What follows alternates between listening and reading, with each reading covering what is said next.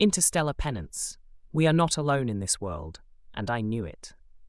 Interstellar Penance, a science fiction saga by Jake M. Wiersbe, takes us on an adventure through the cosmos with Jake Zero, an 18-year-old Earthling who joins the United Universal Army's UF Academy. Jake's journey is driven by his determination to protect his younger brother Brad, and is marked by his encounters with Captain Swan Burdian, an alien from Burdia, and Zephyr Orion, a Zeltronian rival at the Academy. The story is a thrilling exploration of space missions, intense rivalries, and the power of brotherly love, all set against the backdrop of a vast and diverse universe. Chapter 1. My name is Jake Zero, and today is a warm one. The sun was setting over the hill, and no sound was heard. My brother got on the roof of our home and watched the sun disappear. I laughed and looked at the ladder he used to get up. I climbed up and watched it with him for a long time. "Brad, do you think we're not alone out here?" I asked him, and he smiled.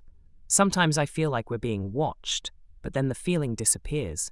I wouldn't hate the idea of seeing something more than this world, big brother," he said to me, and I just laughed. I hope one day we can find something like that. But for now, I'll keep working my field job. You just finish your schooling. I told him, and he smiled. "Yeah, do you have to work tomorrow?" Brad asked, and I shook my head. "No," he looked happy. I guess he had something planned for me. We sat on the roof until the stars started coming out. Then my brother got up and found a rock on the roof. He picked it up and threw it. I looked away to hear it hit the ground, but didn't. Instead, it made a metallic sound. I turned and looked at him, and then we looked at the sky. "What is that?" I heard Brad ask and shook my head, not knowing what he hit. We then watched as we saw a spacecraft appear from its camouflage. It was about the size of the house, if not a bit bigger. The ship hovered right to us and dropped down a ramp right us. I looked at Brad, who was now scared out of his mind. What did he do? Why were they watching us? The ship's doors opened and out came 3 people. They were weirdly shaped, not human, but very close. Then one started talking to us in a language I'd never heard before. I turned my head and said, "I don't know what you're saying, but we apologize for striking your ship with the rock," I said, stepping in front of my brother. The spaceman in front of me took his helmet off. There stood a birdman of some kind. He pressed something on his suit and then said in English, "I'm sorry, but we must take that young human with us," he said to me, and I put Brad right behind me.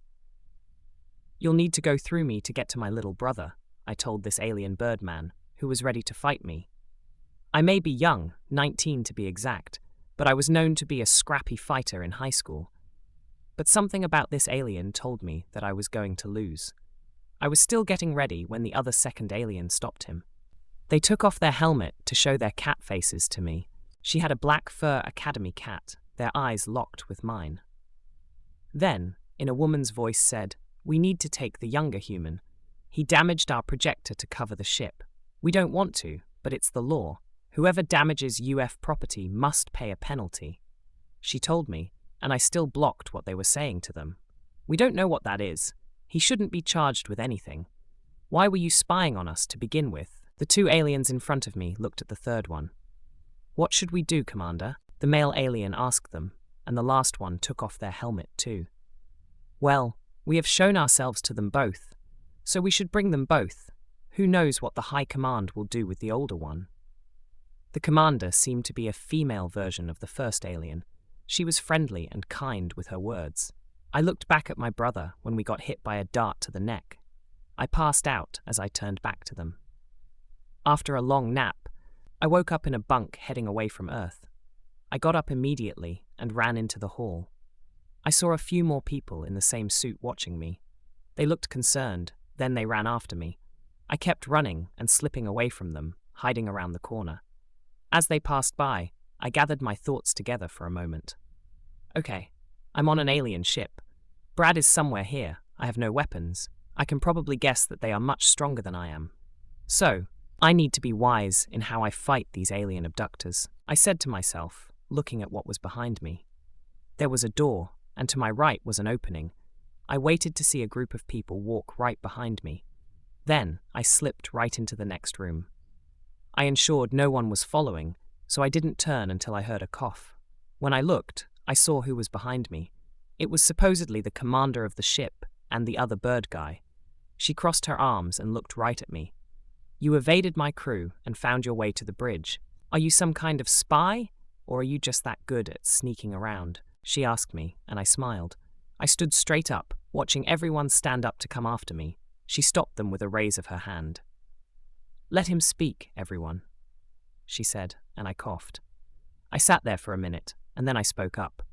"I'm not a spy. I'm just freaked out. One moment, we were talking, and then you shot me in the neck. Then you dragged us onto this ship. Wouldn't all of this sudden change freak you out?"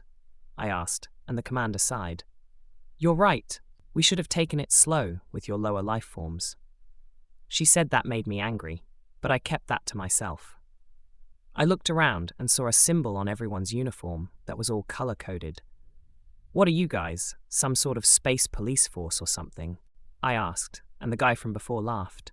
"This kid is very perceptive, Commander. We should just tell him," he said, pointing at me. The commander nodded, and then she told me what they were. "We are a fighting force, much like a military, but we don't belong to one power. We are a combination of nations united to fight pirates and evil. This is what we are. We have rules implied to everyone in this universe." She didn't give me much more than that, but she mentioned a cadet school that anyone wanting to join the UF could enter. She didn't say how or what we had to do to get in. I had an idea when she told me about the school. Maybe I could get into this school and help lessen Brad's penalty, I thought, and I smiled for a second. Then I asked the commander, "Can I see Brad, my brother? I'm betting he's scared right now." She looked at me and nodded. The male bird guy brought me right to him. Brad was scared, but he calmed down after seeing me free. "What is the plan here, brother? Are we escaping?" Brad asked, and I shook my head. "No." He looked disappointed, but understood the situation. "I have an idea, Brad. I'll try to join the UF as a cadet. This might help you get an easier punishment." I told him, and he wondered how that would help him. So I told him what the commander said about the UF. He kept nodding and still wondered what would become of him. As we talked, I could sense someone watching us from behind. I looked to see if it was the guy from before. "You can try to join the UF, but I don't see them wanting a human in their ranks," he said, making fun of my kind and trying to make himself look better than me. I went right up to him and looked into his little bird eyes. "You think I can't join, by what? Because I'm from a world that can't travel through space like the rest of the universe?" I asked him, and he laughed. "Probably, but we'll have to see what the court says," the guy said, patting me on the back. I wanted to hit this bird with all my pride, but I knew this would prove him right about humans. So I smiled and removed his hand from my shoulder. "I'll get in, and I'll become an officer or whatever it takes to get Brad free," I said to him, and he smiled even more. "Let's return to home base before we get wild today," he said, looking at my brother. I could feel that this guy wasn't arrogant anymore. Was he testing me?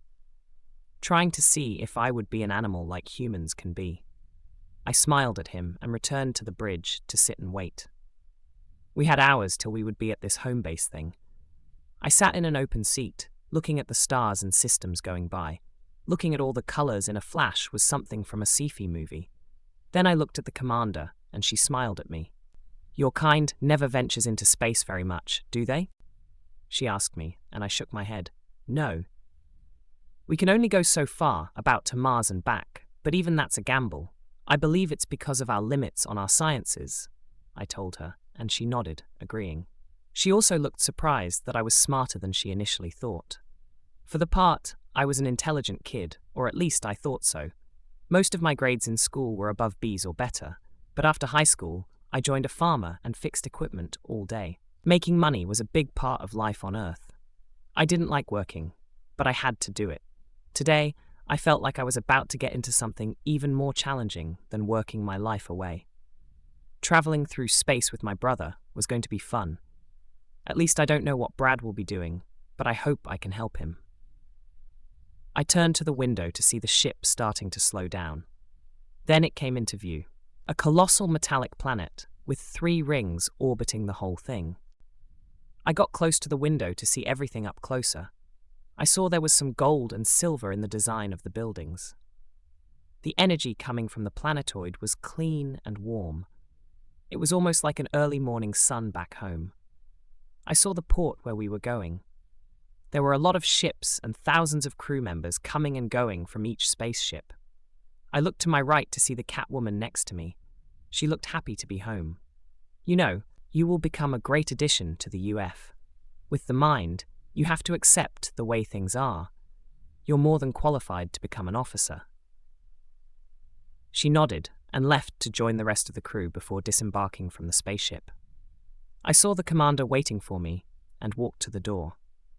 You'll take you to the board and tell them why you came with. Your brother will be processed and put under lock and key shortly. Standard procedure before he finishes his punishment, she told me, and I was concerned that he'd be put in prison for an accident. The commander saw my concerned look. He'll be fine, and no one will hurt him here. It was an accident, and I'm sure they'll be easy on the young human, she told me as we left the craft and headed to a hall. From what I saw, everyone was watching me, even pointing me out.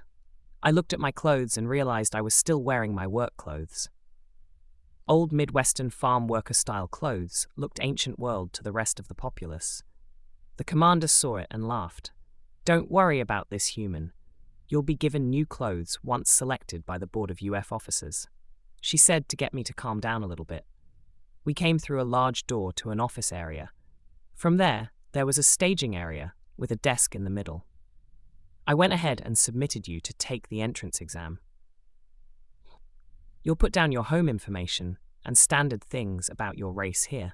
Then you'll be tested in combat for a chance at the academy, the commander told me, having me sit in the chair looking at the board of directors. I looked up and saw 12 people were watching me. I looked at the device on the desk and saw a thumb logo on it. I pressed it and saw that my history, DNA data, and combat preferences were on the tablet.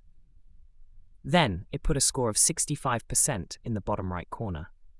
I didn't put too much into the score, but the commander looked happy about it. Then a lion of a woman came up to me. Mr. Zero, you're selected to join the next class of cadets for our UFA. I also hear that your brother is here because he accidentally damaged a UF craft with a rock. I'm sorry, and you'll be able to lessen his jail sentence.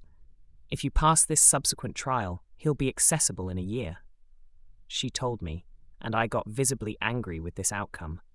I understand you're mad about this, kid, but under universal law, no being is exempt from this. But the punishment is lessened for those of planets such as yours. She was telling me, and I sighed. Well, I'll just make the most of this then, I said to her, and she smiled. Then she showed me a battle ring just to the right of the staging area. Please change into a combat uniform. You'll be fighting a captain from the UF Navy, the woman said, and I got dressed in their uniform. Then I went back out to the arena to fight this captain. I looked around to see myself in a mirrored wall. I looked like a futuristic boxer. I laughed at myself until I saw my opponent. She was another bird person, but she resembled more of a swan. Her feathers were white except for the tips, which were purple and green. Her mouth was like a beak, but not as bird-like. Her eyes looked at mine, and I saw she was unhappy to see me. I got into the middle of the ring and squared up to her. She laughed and hit me with a right hook to the face. I fell to the ground, but I stood right back up. She looked shocked. I was even standing and swung at me again. This time, though, I caught her fist and tossed her out of the ring. As she hit the ground, everyone gasped. She looked hurt, so I ran over to check on her. Captain, are you all right? I didn't mean to throw you that hard, I said to her, and she smiled at me. Kid, you don't need to worry about me. You did well. But next time we spar, I won't fall for that trick, she told me, and the commander looked proud of me. She slapped my back and said, that score was completely off. You're a 100 by my book. You're free to join the academy in a few weeks.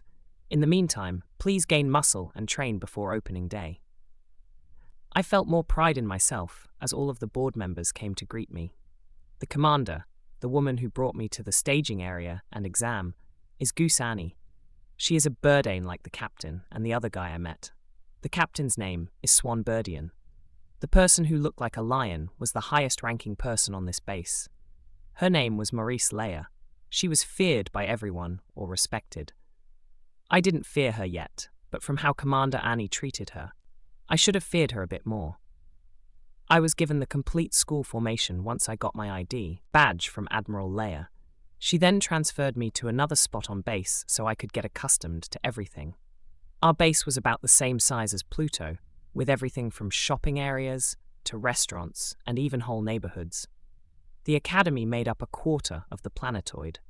People of all age groups were challenged daily to improve and become top-ranking UF officers. Leia told me that only 1/3 of the students finished the academy. The others who failed joined the security or returned to their dull lives. For me, though, the Admiral has high hopes. She thinks that I would make an excellent commander. I just wanted to be an officer, but if she thought I was to become a commander, I'd shoot even higher than that. I'd aim for her spot, or even take a captain's seat one day. I went to this dorm area for 2 weeks before I got any word. I was getting restless, so I found the gym they had for new cadets to work in before opening day for the new year of the academy. All of my new colleagues stared at me while I put in a workout.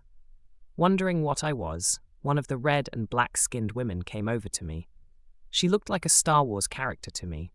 She asked, "What planet are you from? You look plan." I was lifting a heavy set of bells. I stopped and laughed. "I'm from Earth. I'm human. Is this going to be an issue for you all?" "Everyone keeps staring at me," I said to her, and she looked back at everyone. "They don't like humans very much. They know how stupid they can be. They say the same thing about my kind too," she said back to me, and I shook my head in disappointment. "Humans aren't stupid. We just fear the unknown. Can you blame us, though? With all the overpowered beings out here, there is much to fear. But I don't share those feelings," I said, putting the weights back on the rack and standing up. The woman saw how tall I was compared to her. "They never mentioned you were tall. Also, why are you working out before the entrance ceremony?" she asked. I looked at everyone to see that no one was working out. They were just socializing. "I need to get better than I was. I assume the other races here are much stronger than I am," I said to her, and she nodded. Knowing I was right, I continued working on the track. Everyone was smiling at me every time I passed them. Then I stopped and went off to the cafe. I had dinner with myself there, waiting for the ceremony to start. Chapter 2. I was standing in the middle of 200 cadets, ones like me who had gotten into the academy. I was dressed in a white military cadet uniform. The others were in a black or red uniforms. I didn't know why I was the only white cadet until the school's headmaster started her speech. "Welcome, everyone, to the academy. Welcome to your new home for the next few years. Some of you will not make it to the end, but for those who do, I wish you the best of luck. For now, I want to welcome the first student from Earth. He's also the first to get in by defeating a captain of our UF's Pandora. Cadet Zero, please make your way to the stand and give us a few words of encouragement for the students here," she said, and my heart got heavy. My legs felt like they were made of stone. But I walked to the stand. I didn't look at anyone, but could feel the glares and stares. I grabbed the stand and looked at the large crowd of aliens looking back at me. I cleared my throat and spoke clearly. "My name is Jake Zero. I came here from Earth, not on my own accord. I came here to fulfill my 2 wills. Help my brother get free and become something more than an Earth farmer. We all have our reasons for joining the UF, but if you don't think I'll be doing my best, I strongly suggest you change that. I aim for the top and nothing else," I said, trying to sound extraordinary and inspiring to my fellow cadets. But they seemed to be upset or mad I was up here. One of the cadets stood up and yelled, "You'll fail just like the rest of one who got in as you did." I turned to the headmaster and I smiled, asking, "Did they beat a captain in combat as I did, even with being under ring-out rules?" She shook her head. "No." I smiled and left the stand, going back down the ramp and knowing that I would become something when others would fail. I stood back where I was before. The woman from the gym was right next to me, and she was laughing. "You got everyone to hate you in one day. Before, they just made fun of you. Now, well, this will be a fun couple of years," she told me, and I laughed, looking down at my feet. "I'm not here to make friends. I'm here to protect my brother," I said, moving with the line of people. She stopped for a moment to look at me again. Then she walked behind me as we crossed into a new hall part. Here, we got our dorm assignments and new uniforms for the academy. We had to change our uniform immediately and get a new physical. I sat at a table and looked over at the monitor. From there, a drone came out and grabbed my hand. A voice came over the speakers and told me, "This bot will take some blood and then scan your body, Cadet Zero." The voice was mechanical, and the drone jabbed me with the needle. Then, it hit me with a green beam and scanned my whole body. I looked at the monitor to see a face on it. It was the headmaster. She looked concerned about my sudden growth in muscle mass after only being at Base Planet for 2 weeks. I told her I had been working out every day to catch up with everyone else in strength. The woman looked at the chart again and shook her head. "Don't overwork yourself then. We don't need you dying on your first day here." She warned, and I nodded, wanting to settle down my workouts. I was let to go to my dorm before classes started. When I got to my room, I heard I had a roommate. When I opened the door, there was a woman from the gym and ceremony again. The red woman was combing her hair and drinking water. She turned to me and laughed. "Ah, I get front row in all of this. Welcome, roomie," she said, putting her comb down and standing up from the chair. I placed my paperwork and file on the table by the kitchen. "Where do I sleep, miss?" I asked her, and she smiled, then pointed to the right. There I put my old clothes in the closet. The woman in red watched me for a bit. "What is your name, miss?" I asked her, and she slapped her forehead. "I'm called Anith Rucker. I'm a Rochan. Most of my people are related to pirates or outlaws. I'm the rare one who chose this life." She told me, and I smiled, fixing my coat. "It's a pleasure to meet you, Anith. I'm Jake Zero.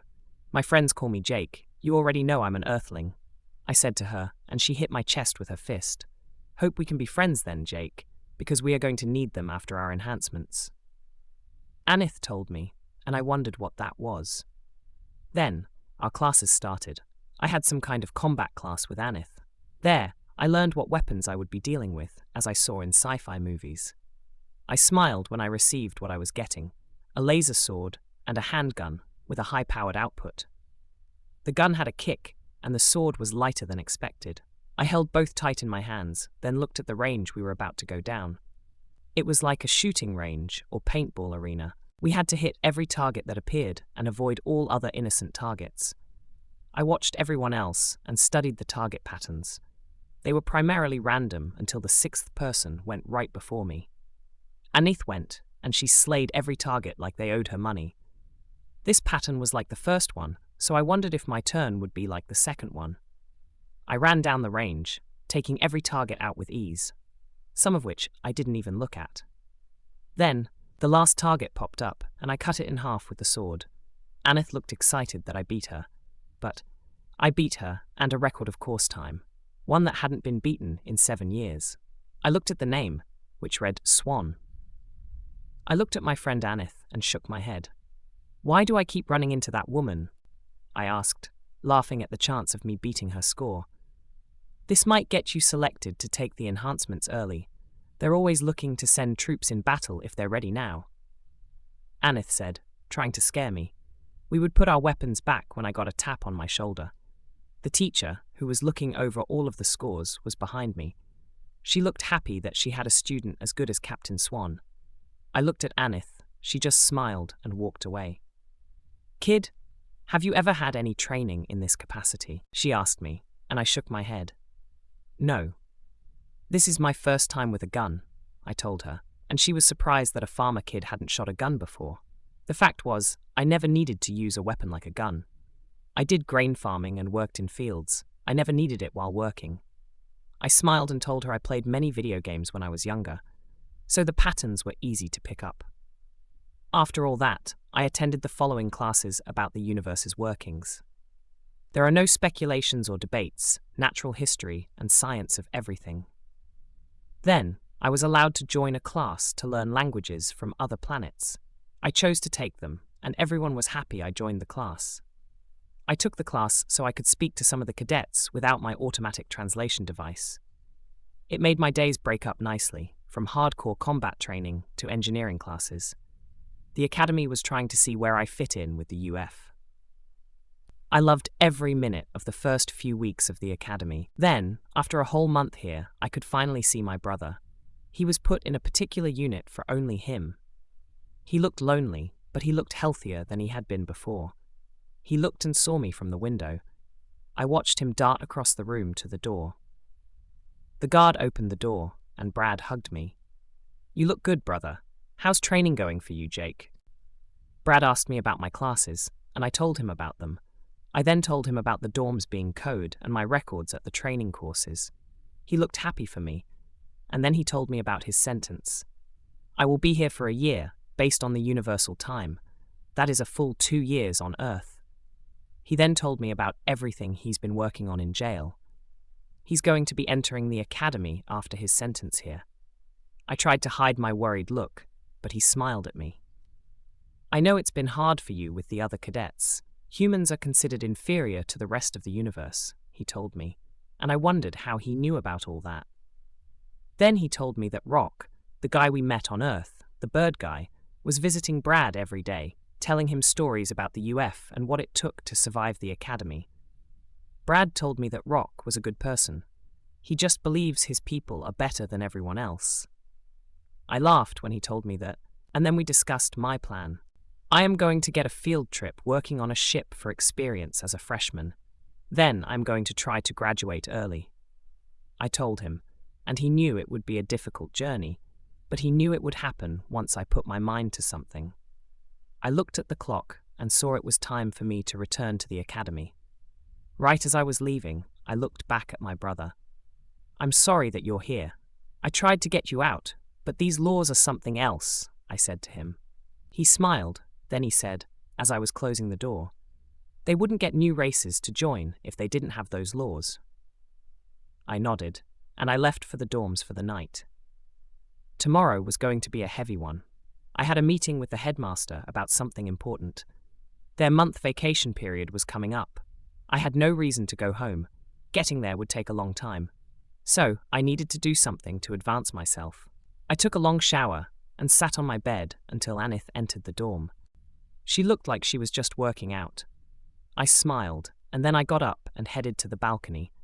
From there, I could see the other cadets and officers running around. A mix of black and red uniforms goes into buildings. None of them ever looked up from their devices. I looked to Anith, who was to my right. It's wild how busy they think they are. They should be training or getting ready for the trips they have in front of them tomorrow. She said I agreed with her. Telling her everyone here reminded me of the kids from my planet. They are too distracted by screens and do not talk to their neighbors. She laughed and asked about my planet. "What was it like growing up on Earth? I heard that your people always fight and start wars." I smiled, remembering something from my childhood. "Yeah, they like to start wars a lot. Most of the world's history has been consumed by war, but the area where I grew up was beautiful. I lived near a valley with a river cutting through it all. When I got older, I moved to the city. I saw a lot of humanity, the good and the bad, in one place. I moved back to the forest several years before coming here. I looked down the building to see a ship going over the port. I would never imagine my life to become this from speculating that another life was out here. To see it for myself in person, I'd never be able to explain how fun this is for me." I told Anith, and she laughed. "Most people from other planets are like this, Jake. Not too long ago, the Cadians were introduced to the UF. They are the dog people running around." She pointed one out to me, telling me they often fought with the cat people. I laughed, and she wondered why I was laughing. Then I told her my planet's creatures were similar to the aliens in the UF. She looked shocked that we had creatures like the people running around on my planet. She wondered about her people's counterparts on my planet. I told her she resembled the characters from a movie I watched as a kid. She didn't react badly, but was disappointed that we didn't have a creature like her. I didn't want to tell her she looked at our demons from the religious side of my world. I stood up from leaning on the railing and went to bed. Anith watched some kind of show before she went to bed. I got ready and headed to the headmaster's office the following day. She looked plain-faced as I walked in. She was also holding a file in her hand. "Cadet 0, You will meet up with the Xander Ultra-class ship, the Delta 7, effective today for your 1-month training.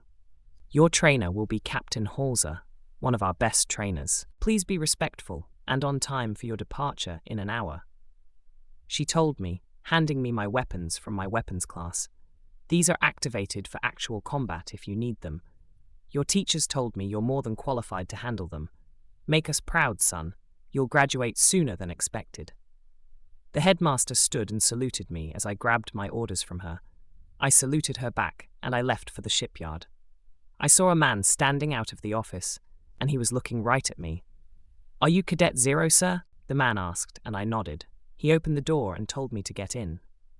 "We will be late to the shipyard. Please get in, sir," he told me, and I jumped in.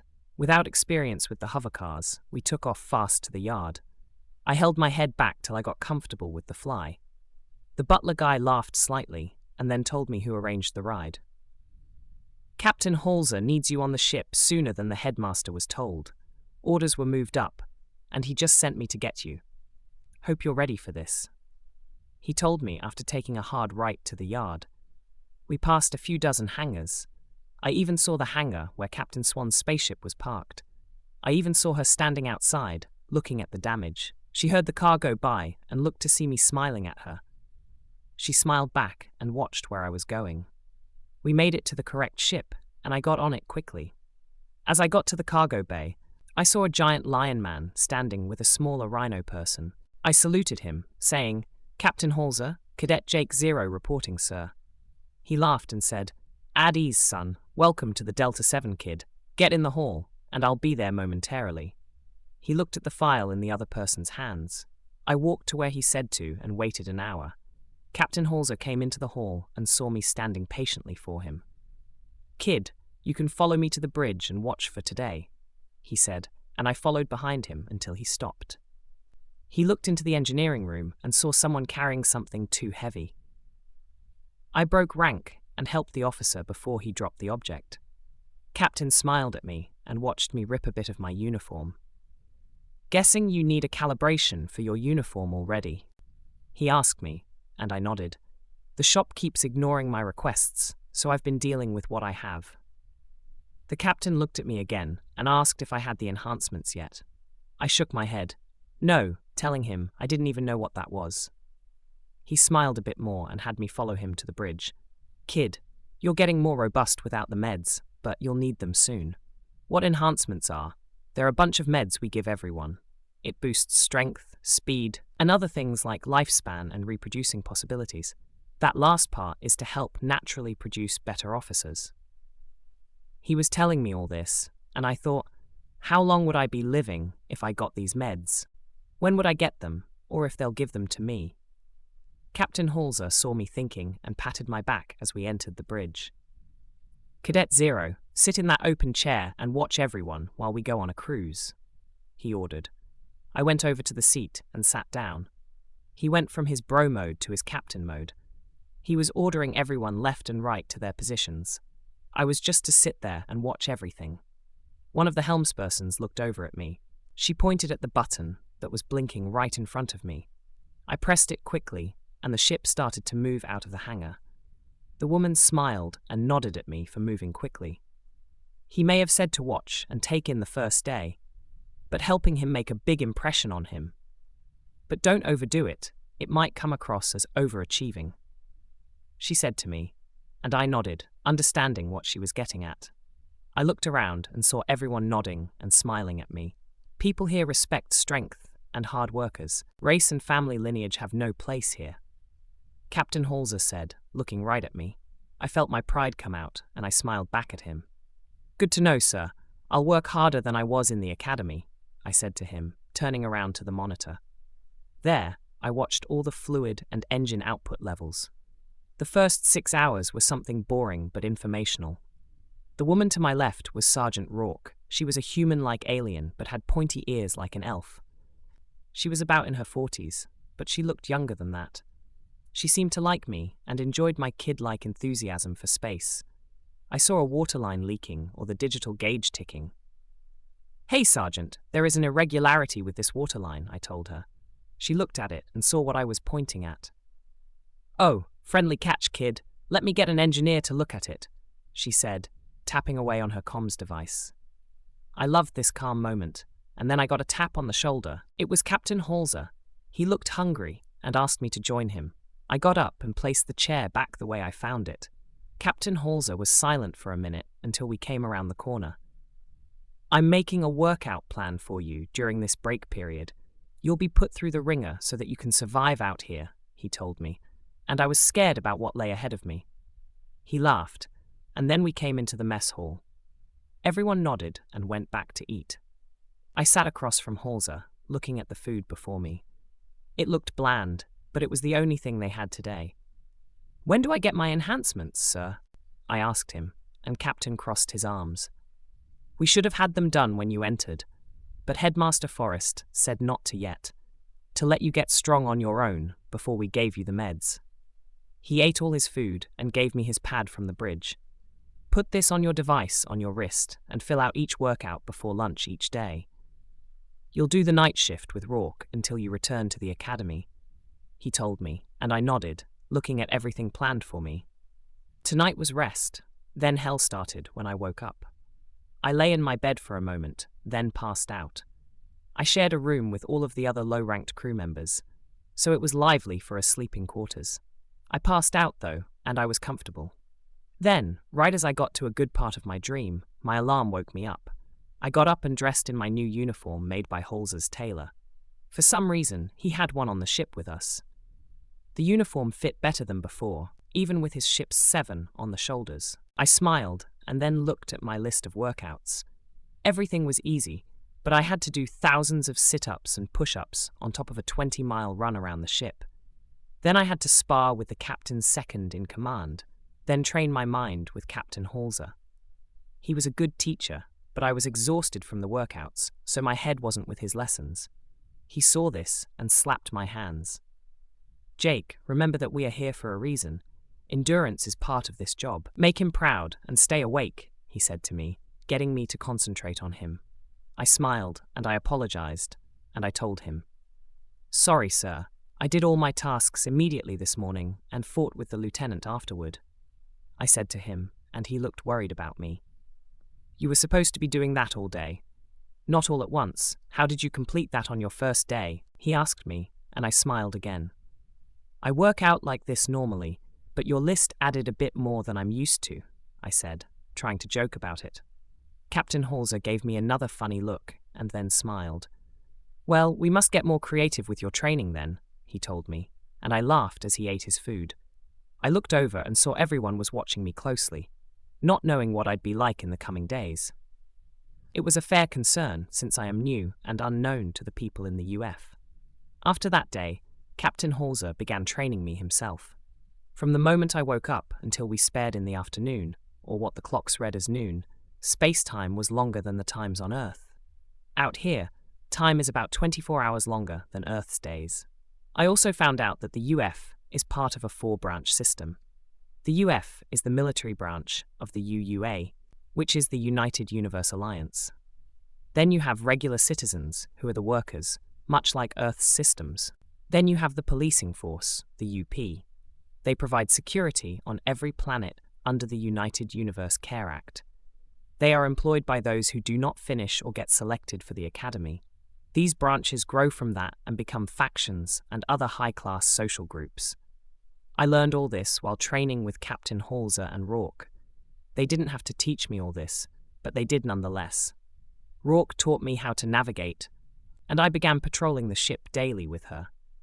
She was kind, but didn't hesitate to yell at me when distracted.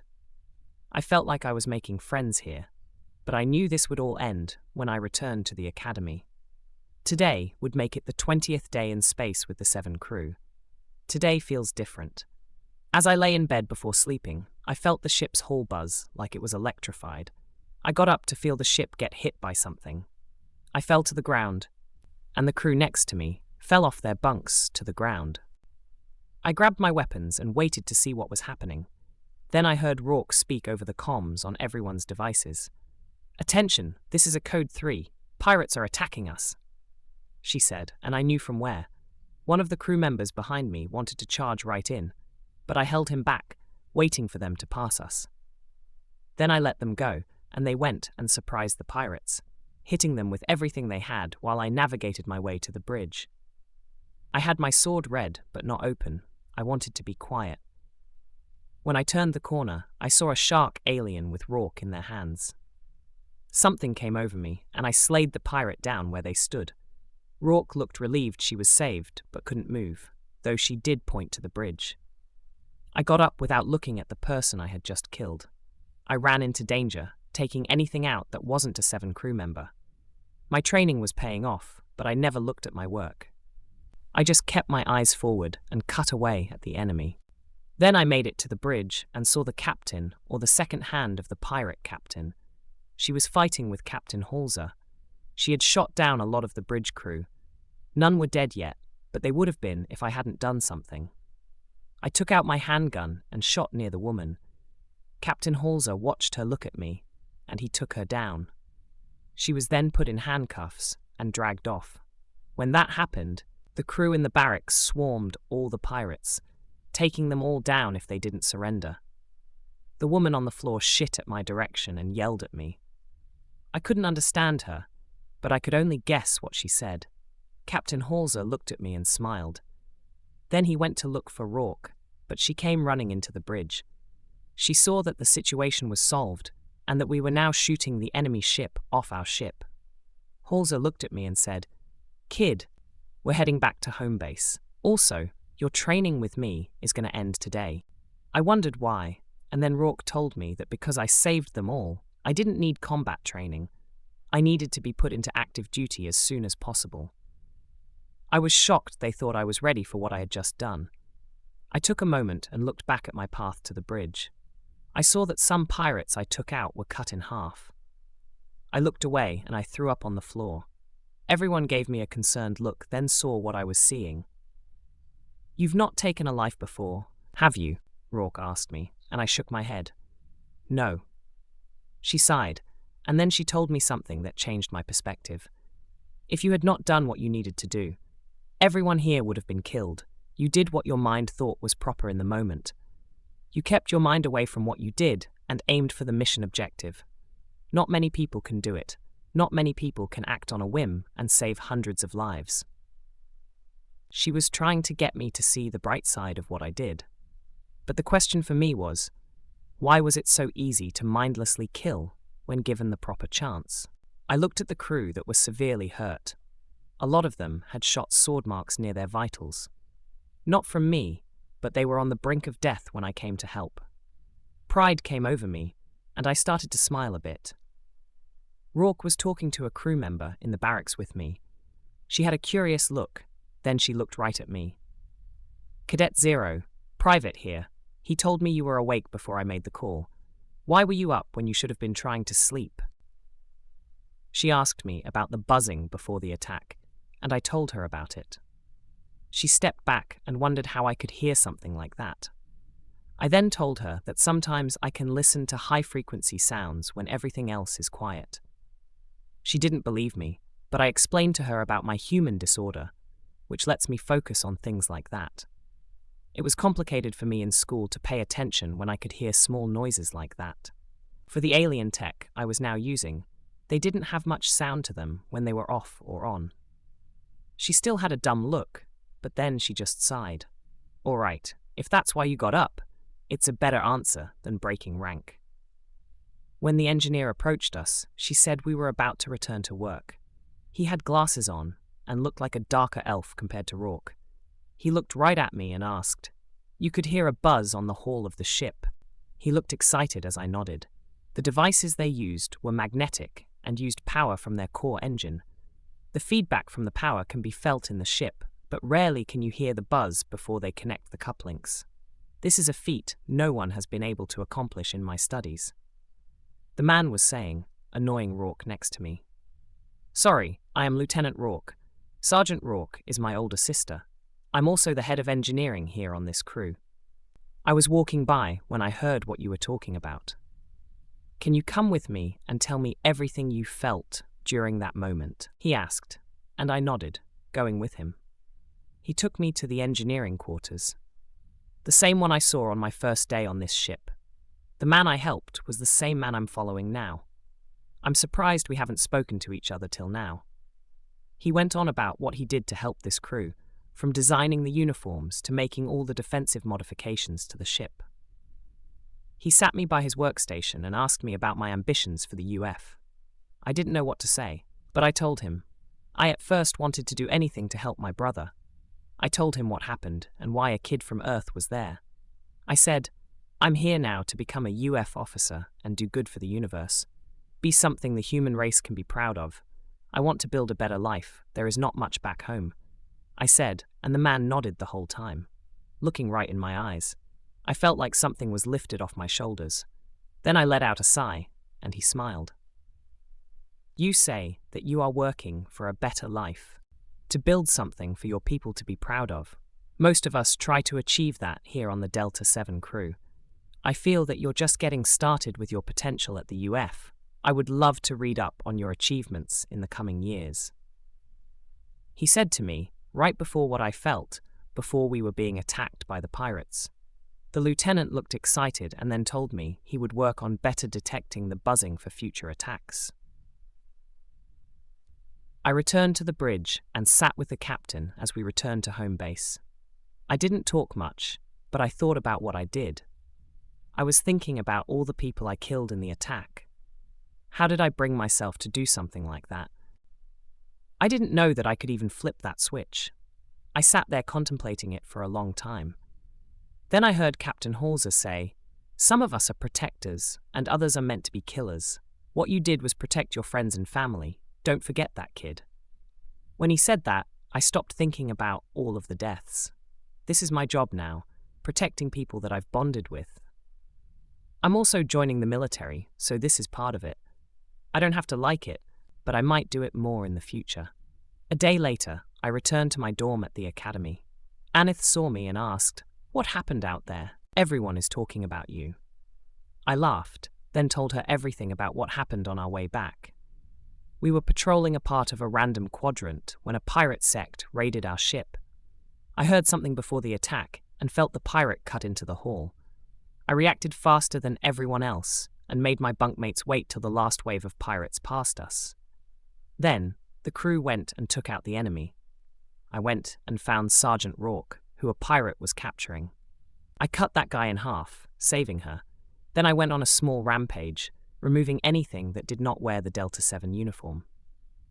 I stopped and took a second to say the following few things carefully. I helped Captain Halser take down the pirate commander. We then obliterated the pirate ship with all of the guns. We took about 10 pirates captive and killed them. I don't even know how many, I said, and she looked shocked. I was okay with all of that.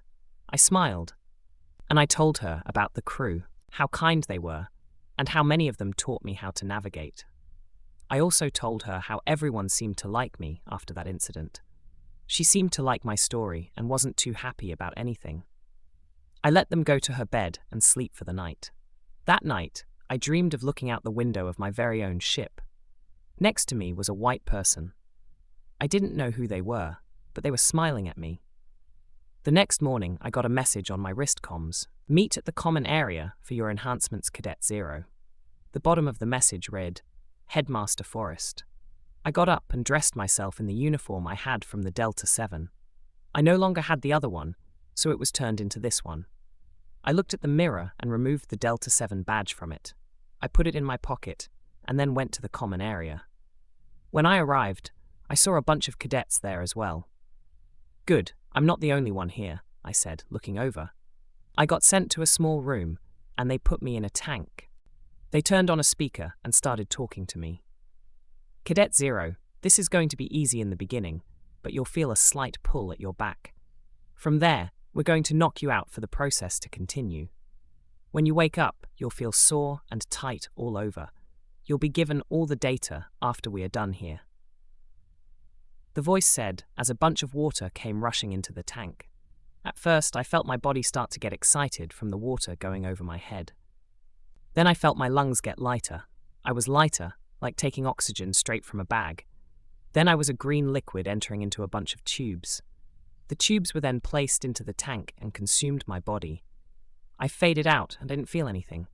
I never felt pain, just relief and warmth. I woke up a moment later, and I was on a table. The doctors were checking my vitals when I sat up.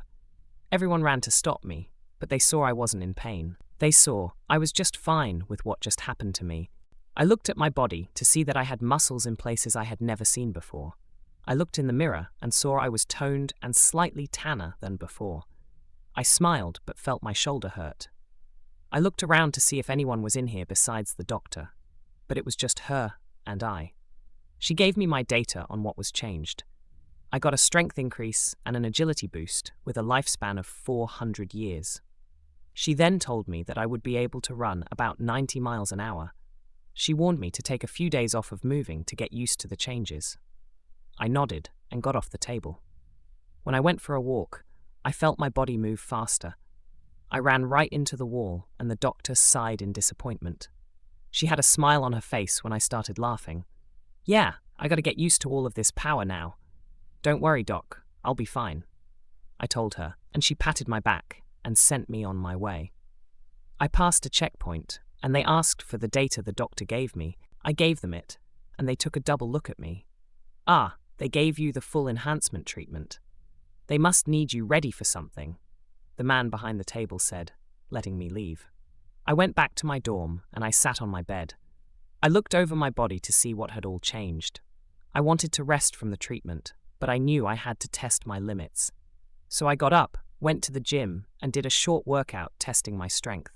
As I benched 6 times what I was able to before, I realized how crazy the treatment was.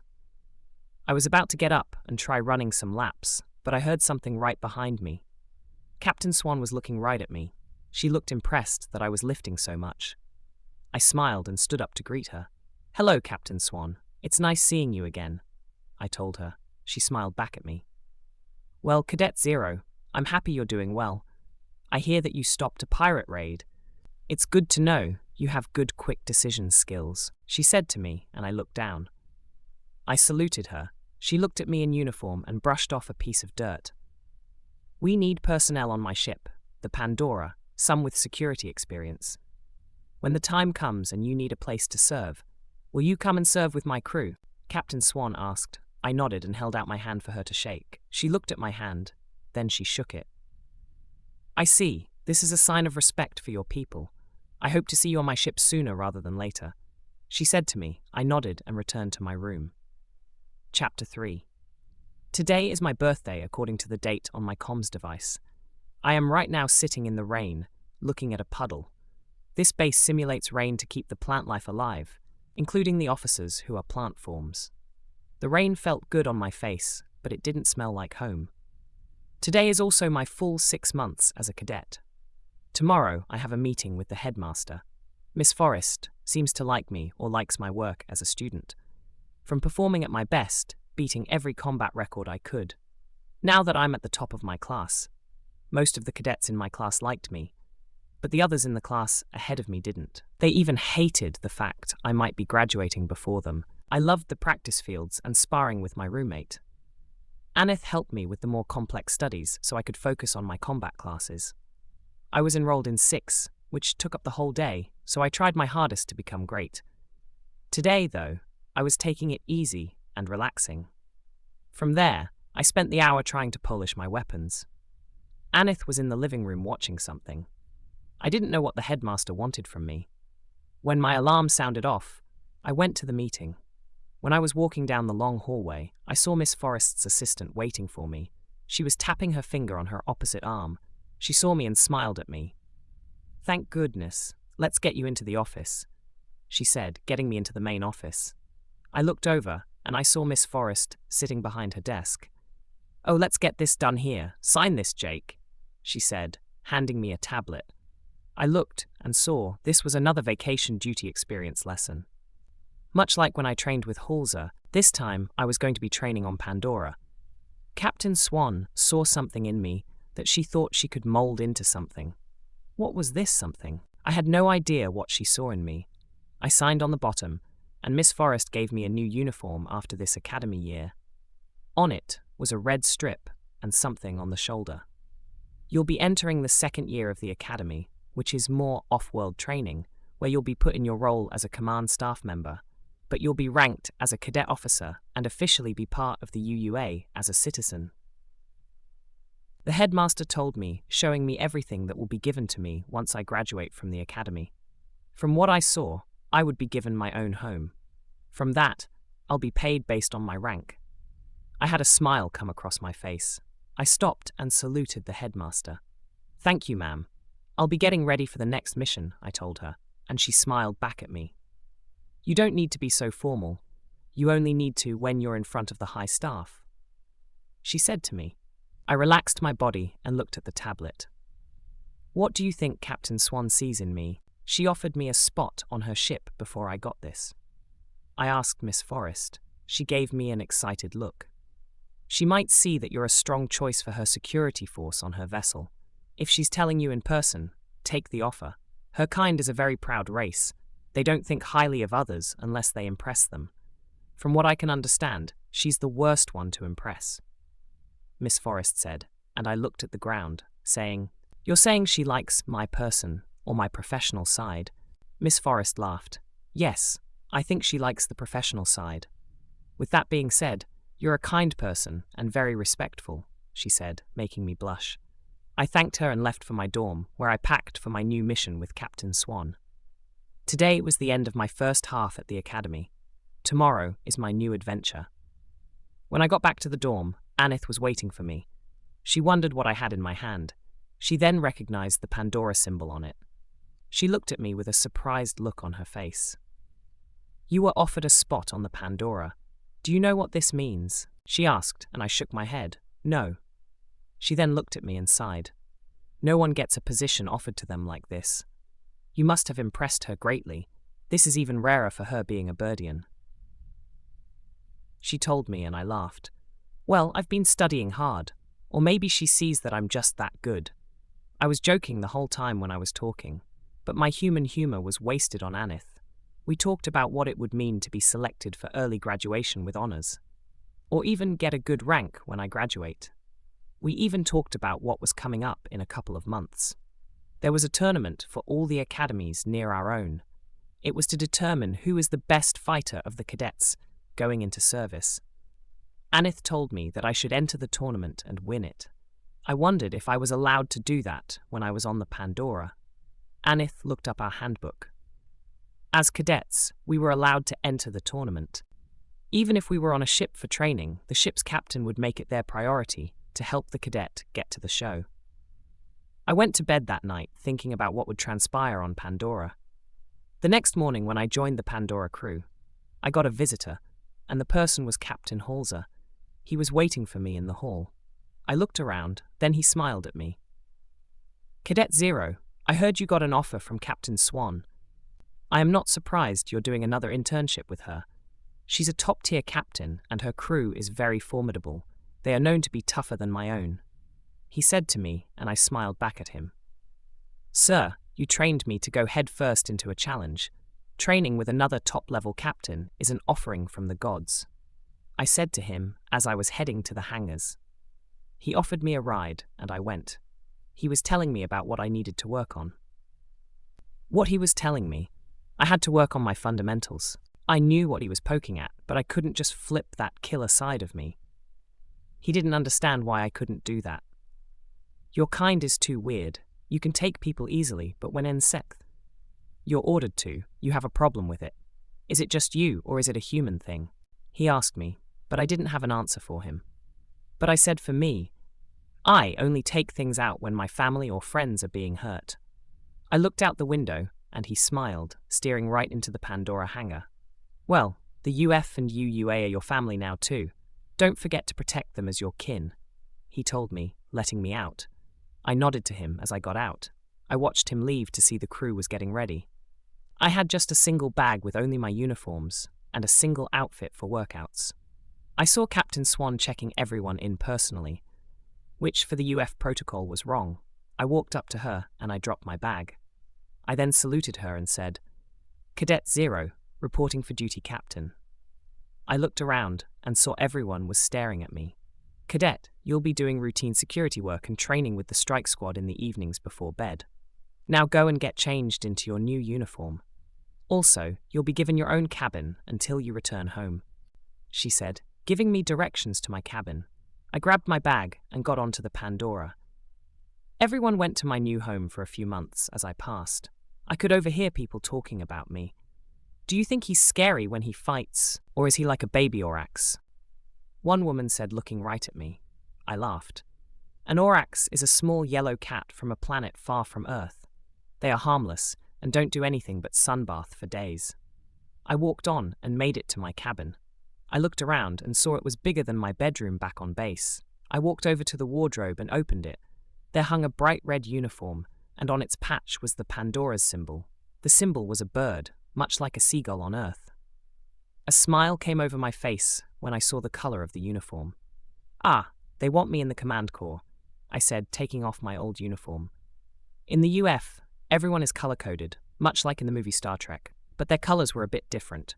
Some officers also may have more than one color on their uniforms. Captain Swan has 2 colors on her, which is blue and red for Command Corps, which is what it sounds like. Blue is for the Special Forces. So she was a big deal, even if she didn't seem like it. Red is for the Command Corps, officers trained to give orders under the guidance of the UF, like the captain, and people in roles that need a strong leader. Blue, a small corps built to deal with special missions.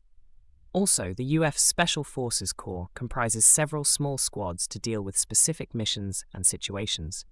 Green is the corps of engineers and researchers, and it is more for the technical side of the UF. Gold, Medical Corps, officers responsible for caring for the other officers on the ships. They are very important to the traveling part of the UF.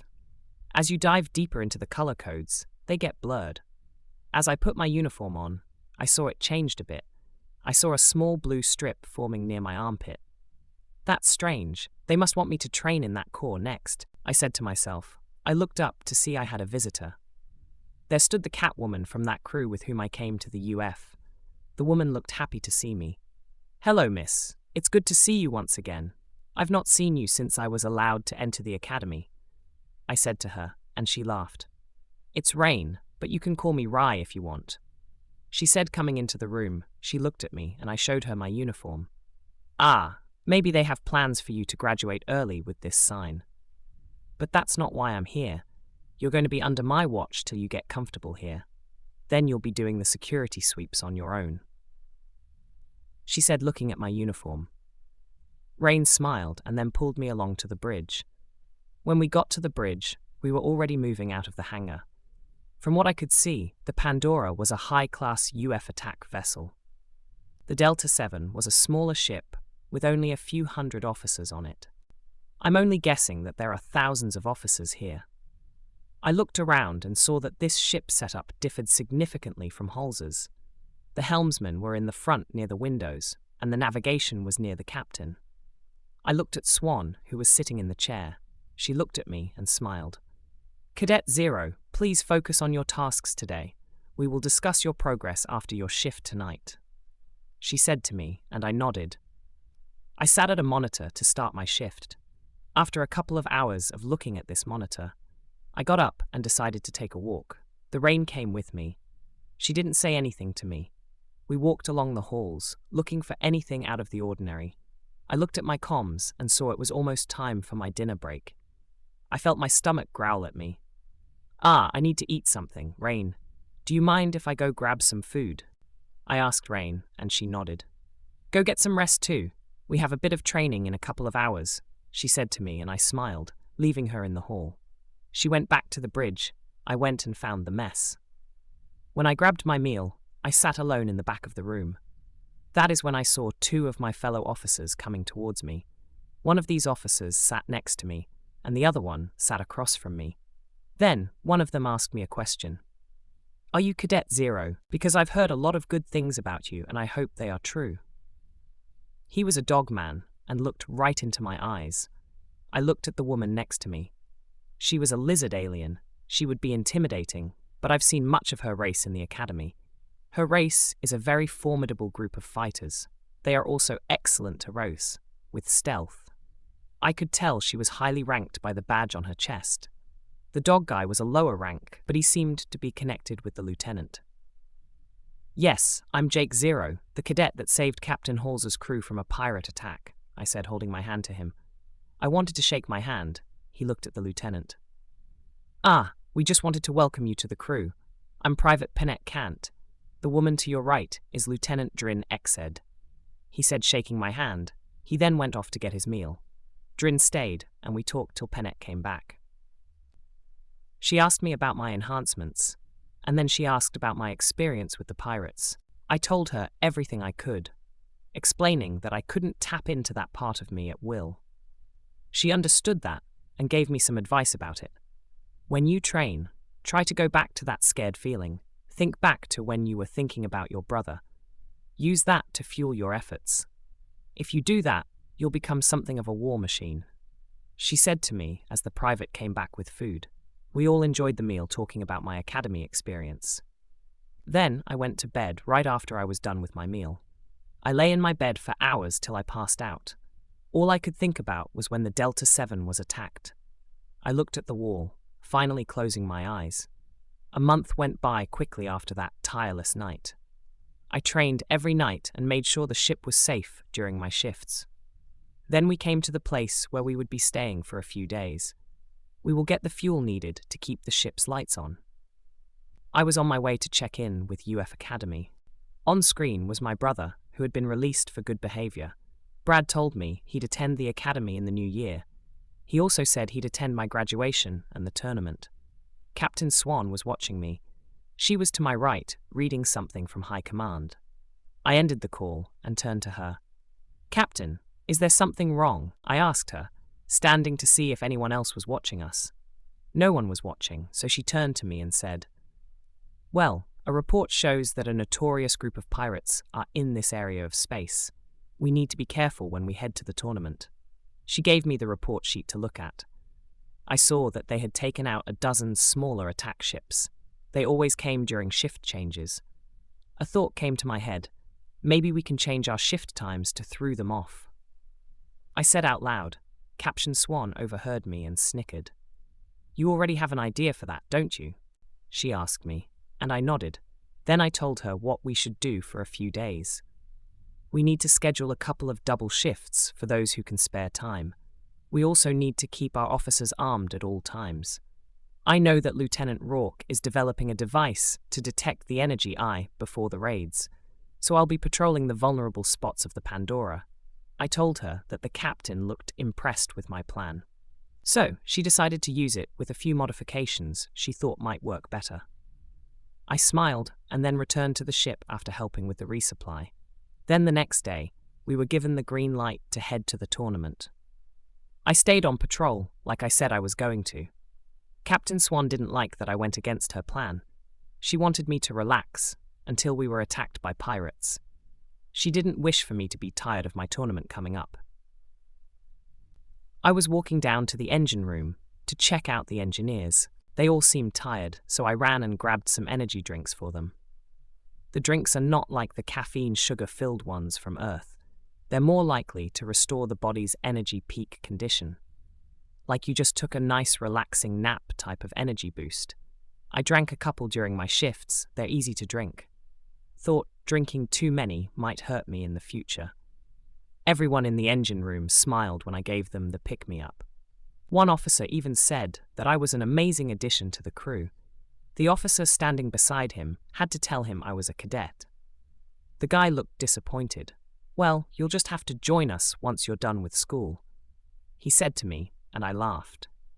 I didn't want to tell him yet that I was going to join Pandora once I graduated. I returned to the bridge shortly after that brief talk with the crew. I sat in my chair and I watched the screen. I didn't see anything on it, so I looked at my wrist comms to see if I had any updates yet. I got an alert on my comms, a code D70. I looked at it, then Captain Swan saw my face. I had the look of WTF, and she looked concerned. "Did Lieutenant Rourke complete his device and have it planted on the ship?" I asked her, and she nodded. "We had it installed when we were at the UF travel station." She told me, and I showed her the alert. I watched her realize what that meant. She then yelled out to the crew, "Battle stations crew, we are about to be boarded." I got scared for a moment, then Captain Swan grabbed my collar. "Go and make sure the non-combatant crew is protected, cadet," she ordered, and I slapped my face. She looked shocked. I just did that. Then I ran out to go make sure everyone was okay. I took the faster shortcut. Then I found everyone on my list. I made them stay in my cabin. Then, like my first pirate attack, I went and found them. When I came to the hall, I could hear the shots from the plasma pistols. Some had weird sounds. Others didn't make a sound. A flash of green passed my face. I looked to see a dog pirate stabbing at Pennet. Without thinking, I launched at the pirate. I slammed him on the ground, crushing the metal beneath him. I then pulled out my handgun and shot the next enemy coming at me. I felt the cautious part of me fade away. I don't know if it was from me getting a chance at another fight, or if my savage human side of me was coming out. I got up and helped Pennet off the floor. He brushed his uniform off, and we headed to the bridge again. Captain Swan was fighting a woman pirate, just like when the Delta 7 got attacked. I didn't even give it a second thought. I shot the gun out of the pirate's hands. They all looked at me, and I hit a few in the knees. They all stopped yelling at me. Instead, they started yelling at their captain to save them. I felt a presence behind me. I turned to see a giant shark man about to bite me. I ignited my sword, cutting his face. The man stumbled back, and I shot him in the chest with my gun. Captain Swan, now next to me, yelled for backup. I let my guard down and started talking to a random crew member. When I did that, I got cut by a pirate who came running into the bridge. I cut them down with the sword. Then I covered my side with my sword ready. Captain Swan saw I was hurt. She came over and told me to stand down. I didn't want to listen to her at first, but the stinging from my wound was starting to ache. I nodded at Captain Swan and sat in the chair closest to me. Swan's crew went to work and finished off all of the pirates. I sat in the chair with Captain Swan looking over me. She checked on my side and saw the wound was deep. She then ordered the medical team to come to the bridge. I felt my body getting weak, but the medics came onto the bridge just in the nick of time. I watched them stitch me up, and then they gave me something to drink. "Take this to regain your blood count. Then go lay down for a while. You lost a lot of blood, cadet," the medic said to me, and I nodded. Captain Swan helped me to my feet. Then I went to my cabin to rest. I sat in my chair, looking at the door. The quick battle was more straightforward than the last time I had to fight. But this time, I got myself hurt by letting my guard down. I felt shame come over me as I sat there. Then I heard a knock on my door. I got up and saw it. It was Captain Swan. She didn't seem to be mad at me. She looked more prideful than average. "I came to check in on you, cadet. Can I come in so we can talk in private?" she said to me, and I smiled. Then I let her in, and I closed the door behind us. She turned around and gave me a tablet. I turned it on, and a recommendation letter was on it, one with my name in bold letters. "I, Captain Swan, of the UF Pandora. I recommend that Cadet Jake Zero be selected for rank promotion and early graduation. His dedication as a training cadet on the Pandora has exceeded expectations." The letter read, and I gave her the tablet back. She then told me that she was impressed with me, that my work on the ship hasn't been unnoticed. She then paused and looked at my bed. She saw it was still made, and I hadn't gotten any sleep. "You're mulling over you getting hurt, aren't you, Jake?" she asked me, and I nodded. "Yeah, I know better than that, but I thought the battle was over. But then I got cut badly by a rogue pirate," I said, touching my wound, which wasn't hurting anymore. It started to itch a bit, but I kept the bandage on it. Captain Swan smiled and said to me, "Don't worry about it now. You survived and you're healing from that accident. You'll learn from that and move on. For now, rest like the medic said to do, and I'll see you when we make orbit in a couple of hours." She gave me a look that reminded me of my mother. I smiled, and then I went to sleep when she left my cabin. As I lay in my bed, I started to feel something. I couldn't get Swan out of my head at all. She was just standing with her crew behind. She looked at me with a smile on her face. I saw her hold out her hand, and I started to reach out. But then I was woken up by the sound of the ship docking with a station. I got up and ran to the cargo area, where we usually went to get off when at the port. I looked around, and I saw Captain Swan with Rain. They seemed to be waiting for me, so I walked over to them. I noticed that my hair was a mess, so I tried to fix it. But I didn't get to the left side in time. The captain saw this, so she fixed it for me. I smiled and apologized to her for being late. "Oh no, don't be sorry. You needed the rest after getting hurt like that. I'm just happy to see you're doing well. Now let's get you checked in and showered for the ceremonies. They will be taking place in 2 hours." She said as I smelled myself. The smell of old blood was all I could get a whiff of. We went to the entrance of the arena after traveling across the city. This arena was in a vast city based on a moon in between 2 planets. The arena itself was in the middle of the base. People from all walks came here to fight or find non-military work. I was getting checked in at the front desk. Captain Swan did the paperwork for me while I rested a bit more. I wasn't looking at her, but noticed a cadet I'd never seen before. Or, instead of their race, he was huge and made of stone. He reminded me of the gargoyles from myth on my planet. He looked over at me and came over to the table. I met him halfway, and he held out his hand to me. "I'm Cadet Sands. Pleased to meet another cadet," he said as I shook his hand. "I'm Cadet Zero, but you can call me Jake. Is being a cadet a rare thing for this tournament?" I asked, and he said most opponents were this tournament's officers. I looked back at Captain Swan, and she smiled at me. "No one told me that. I thought that I would be fighting nothing but cadets," I said, and he nodded, agreeing with my thinking. In the past, the tournament was solely cadets, but lately they've been opening the tournament for anyone who's also an officer. He told me, and I sighed. Then, I smiled at him. Captain Swan finished with my paperwork and took me to my waiting room. I took a long shower and listened to Captain and Rain talk in the other room. I dried off and put on my now clean uniform. I put it on, and Captain pushed a button on my badge. The uniform changed into a black version of the Pandora's. The rank on the shoulders indicated that I was a private. I looked at her, and she smiled. "You're now officially ranked as private, first of the academy to ever be approved for this rank. Wear this with pride, my friend," Captain said, patting my head with her feathery hand. I blushed and thanked her. Then we went to where the ceremonies would occur. There, I saw hundreds of officers and cadets.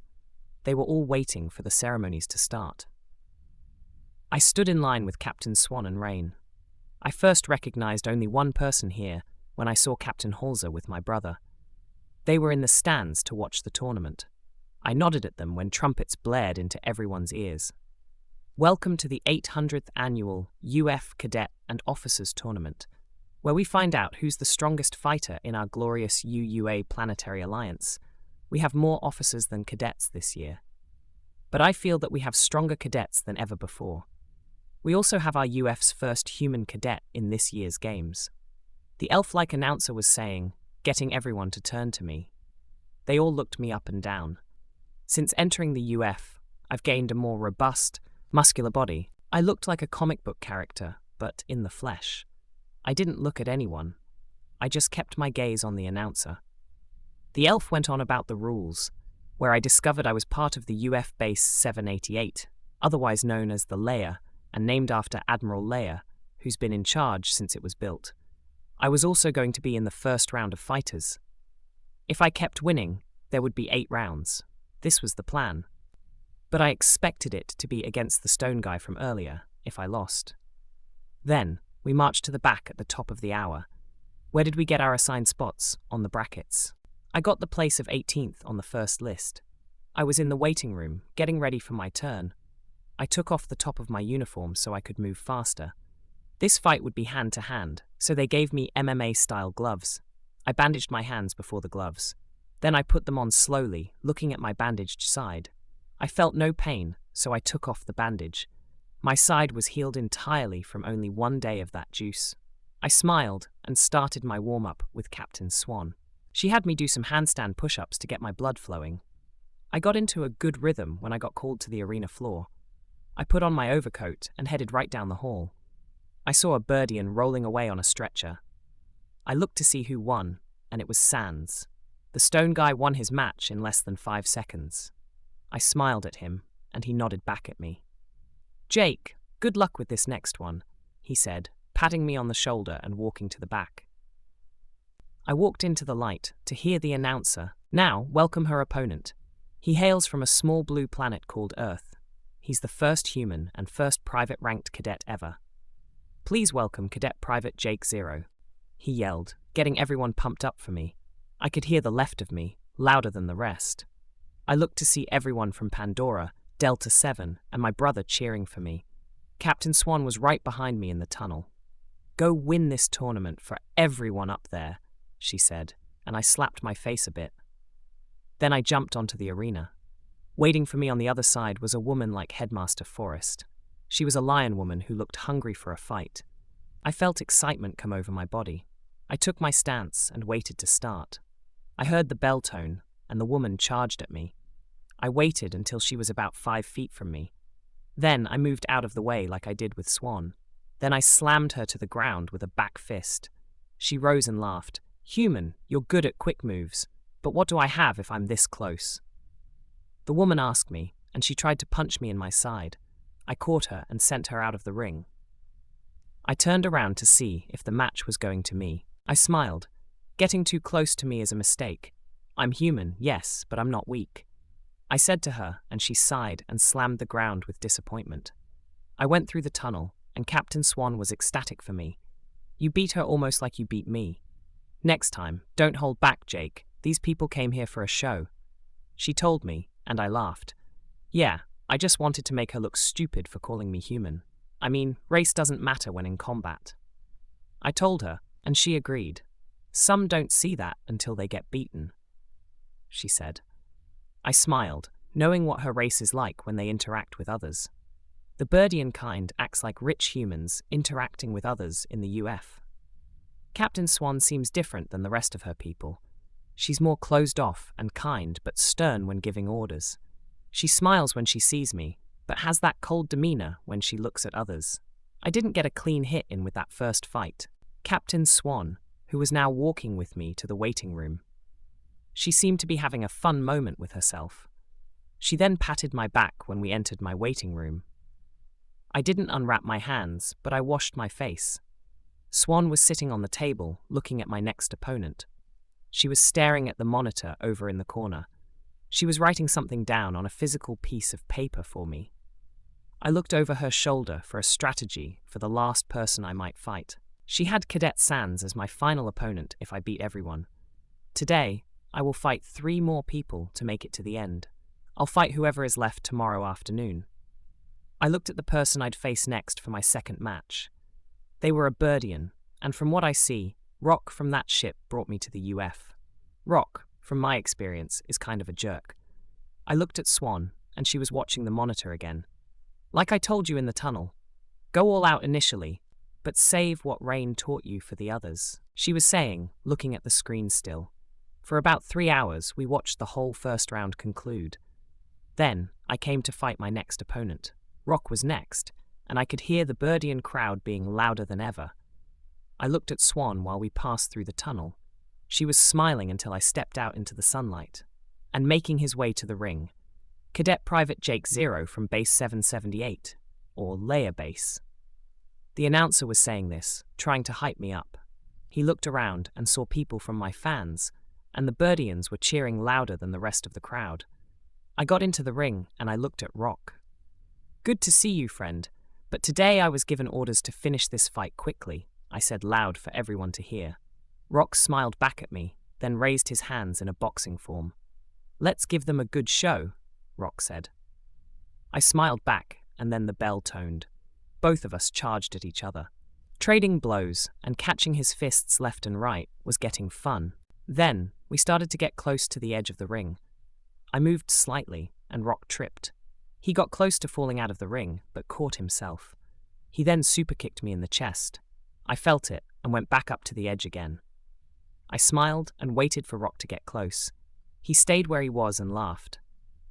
"You'll not be getting me like you did, Captain Swan," he said, and I laughed, and then I charged at him. He didn't expect me to close in so fast, so he held up his hands to defend himself. I got under and pushed him out of the ring when he blocked his face. He looked to see he wasn't in the ring anymore. He laughed to himself and then looked up at me. I had my hand out for him. He shook his head in disappointment. He grabbed my hand, and I brought him to the ring. I patted his back, offering my hand to him again. As he went to shake it, I raised his hand to his people and the crowd. The crowd first booed me, then they cheered. My friends from both Pandora and Delta 7 were cheering for everyone. Rock left, and I returned to the waiting room. I took a short nap, listening to all the fights. Captain Swan wasn't in the waiting room with me this time, so I hydrated and got ready for the next battle when I woke up. Every fight like that today ended the same way. Ring-outs were almost starting to become my calling card. Then we all went on our rest period. I went out for dinner with Captain Swan and my brother. The restaurant was huge and was made of gold. My uniform turned black and gold. Captain Swan's turned into a dress. Brad just had his new cadet uniform on. The waitstaff saw us and glared. Then the owner came running over. "Excuse me, sir, are you all from the tournament?" The old fat little man said, running up to us. I smiled, holding out my hand. "Yes, I'm Cadet Private Jake Zero, and this is Captain Swan of the Pandora and my brother, Cadet Brad Zero. I'm currently on my rest period before my matches tomorrow. Are you guys open for 3 guests?" I asked him, and he bowed his head. "Yes, we have plenty of seats. Would you like to sit with the other tournament fighters?" he asked me. I said it was okay, but to keep us from the more obnoxious ones. The little man nodded and had us follow him to a spot near a familiar face. Cadet Sands was here, and he was sitting near the back. As we passed his table, Sands's coach stopped me. "Kid, who are you trying to prove that a human can stop a stone man from the X system? Or is she putting the smell of victory in your nose?" the man said, grabbing onto my hand. Brad looked at Swan and pulled her back. "Let him deal with this. I'm guessing Jake will show him something scary," Brad said, having Captain Swan watch. I looked right at the man and got on his level. Sands never moved from his spot. He just watched. "I may be human, but I may be a cadet. But I've seen more battles and have killed more pirates than the training sims have programmed. Do you think a rock peel scares me?" "You got another thing coming, Pebble," I said, getting closer to the coach, making him uncomfortable. Cadet Sands, he started laughing and pulled his trainer away from me. "Sorry, man. He thought getting under your skin might make you fold under pressure. I see now you're a person of experience and grit. I respect that, but we'll not be playing that out-of-ring stuff in our fight," he said to me, aiming to shake my hand. I held out my hand first, and I smiled at him. "I'll give it my all. Don't worry about that, my friend. Hey, would you mind trading contact information while we are talking?" I asked him, and he smiled. "Sure, we can trade academy details after schooling," he said, handing out his wrist to my wrist. The data got traded, and now I can call or message Sands if I want to. We all went to the table for Brad, Swan, and me. Swan sat in the middle, Brad was across, and I had the other end. I saw the waitstaff come up, and Swan ordered for us. Then Swan stopped being so formal and asked us brothers, "What was it like growing up on Earth? Why are you so easy to start a fight?" she asked, and Brad, I heard, snickered at the question. Swan looked at him and was curious about why he was laughing. "Jake here, he wasn't always quick to fight. In his early years, he was a shy kid. Then, when I was getting bullied by a neighbor kid, Jake here would stop them. He had no fists until he was going to middle school. Then, kids started fighting him in the bathrooms for lunch money. He never lost a fight, or I can't remember if he ever did. I didn't fight much, because he was always there." Brad told her, and she started to see where my protective instincts came from. She looked at me, and I smiled. Kid was always getting into trouble. It was not all his fault, but some of it was from his mouth, I said, taking a drink of water.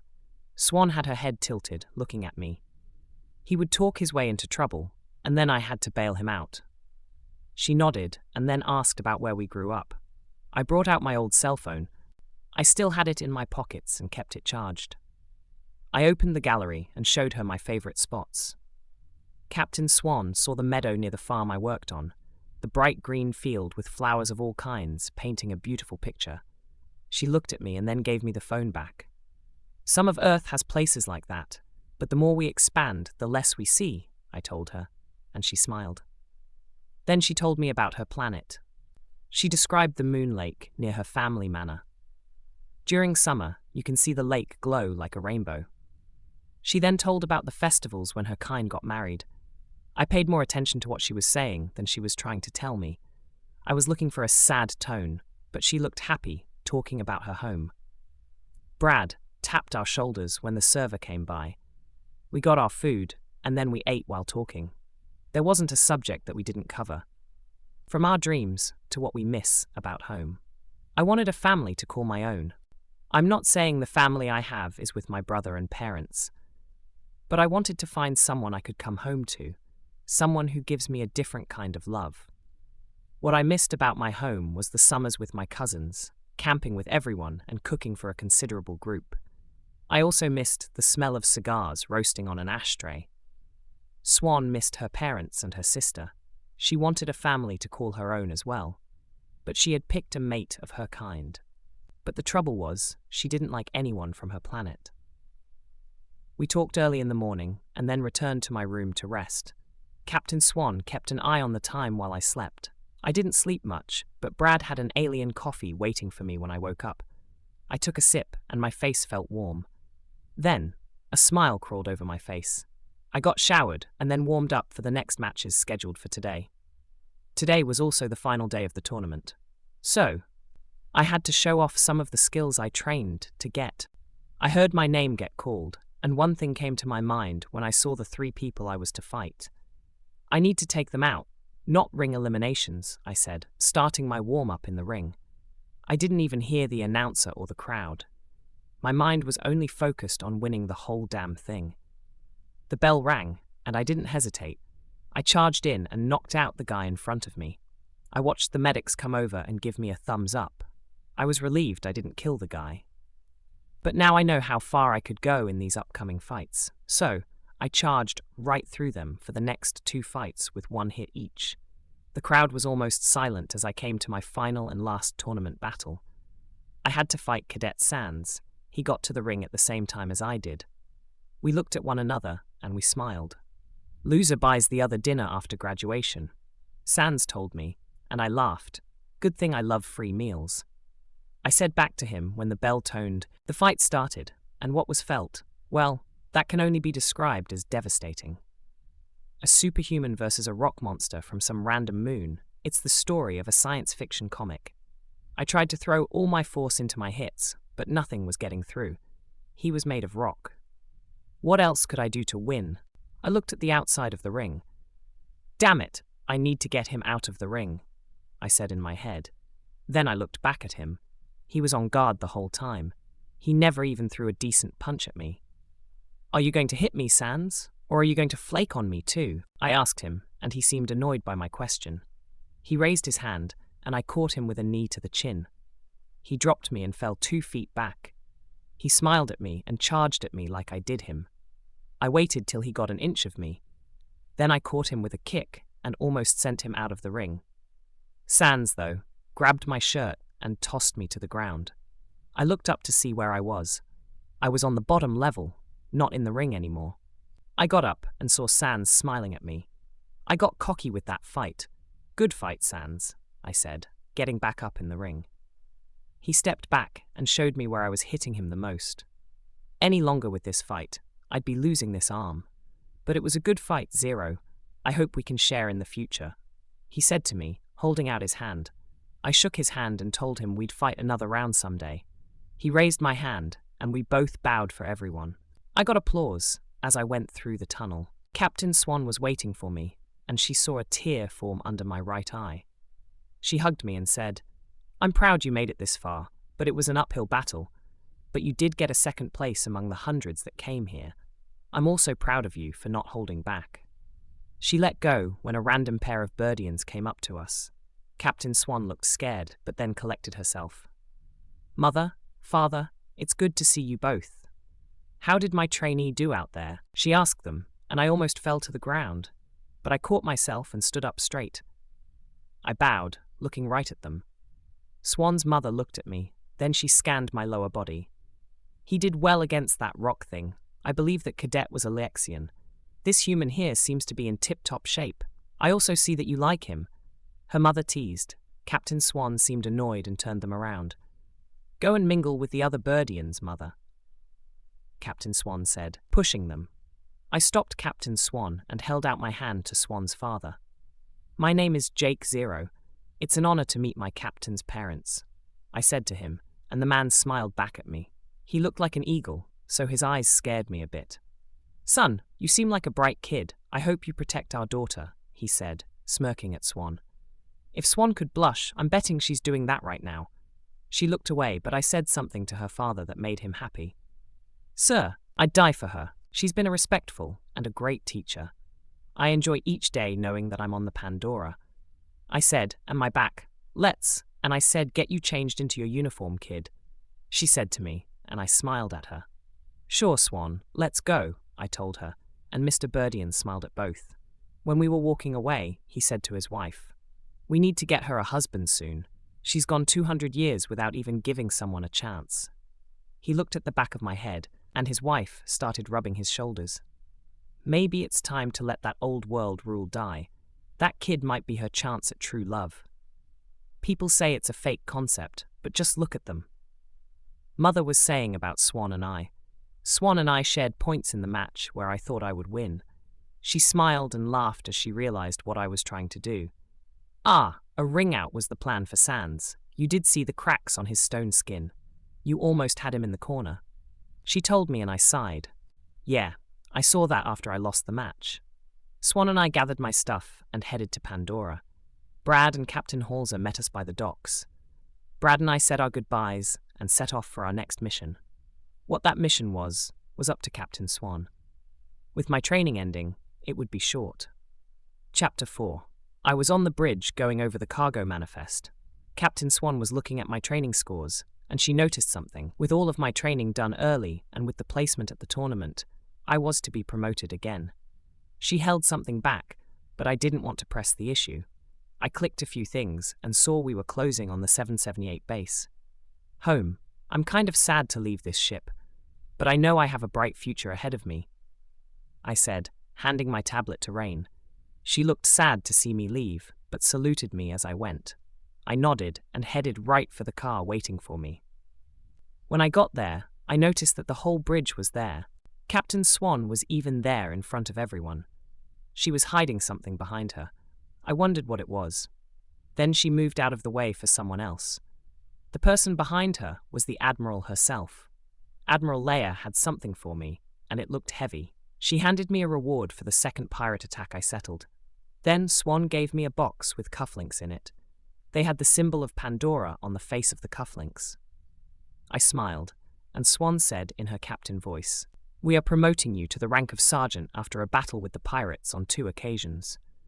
Also, regarding the placement you finished in the tournament, we feel this is a necessary rank for your assistance in combat. Please accept this promotion." Swan said to me, holding my new rank badge for my uniforms. I took them and bowed my head to her, saying, "Thanks to you, I'll be set for life, Swan." I blushed a bit, then saluted the Admiral. She smiled and held out her hand. "A lot of handshakes this year," I said, shaking her hand. "Congratulations on the promotion, Jake Zero. We will discuss your departure from the Academy after this semester." Admiral Leia told me, and I just nodded. She then showed me the money I earned as the reward for taking out the last 2 pirate captains. At the beginning of seeing the credits I earned, I refused them, but Captain Swan nudged me to shut up. I took the credits and then returned to my dorm room. Back at the Academy, I no longer got the annoyed looks from the other cadets. One fellow cadet even came up and said, "Sergeant Zero, we saw the matches. At first, we thought you were just fooling around the first day, but when you used your fists and crushed those officers on the second day, that was amazing to watch, and the last fight was a letdown. But you were up against a Liexian, and they are known to be hard to defeat." The guy was a Burdian, and didn't seem to be making fun of me. It was like he had respect for me after the second day of the tournament. I smiled and told him Captain Swan and Sir Grain were why I was ready for that tournament. The guy smiled, and then he walked to his class. I finally returned to my dorm to see Anith napping on the couch. I dropped my bag on the table, making her fall to the floor. Anith looked up to see me in the dining area of the dorm. She stood back up and looked at the time. "Ah, damn it! I'm missing combat training," Anith said, scratching her head. I laughed.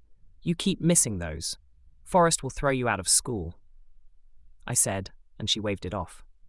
I looked at my schedule on my comms device and saw I had class right now, too. Let's go together, and we can say you saw me returning to the academy. So that's why you're late, Anith. I suggested it to her, and she agreed to come with me. She waited for me to put my bag away. Then we went to class late as hell. When I opened the door of the combat training room, the instructor glared at Anith, but smiled when he saw me. Sergeant Zero, please join us for this lecture. Miss Ruka, you need to explain why you're an hour late for class, the instructor asked, and I stopped the man saying, Sorry, sir, but she saw me on her way to class. We are dormitates, and she was so excited to see me back. She lost track of time and came with me. I would have been here sooner, but didn't realize I had classes yet, I said, and he nodded. We sat at the back of the class. I noticed I was favored by half of the cadets, especially the female cadets who saw me fight in the tournament. I didn't like that much attention.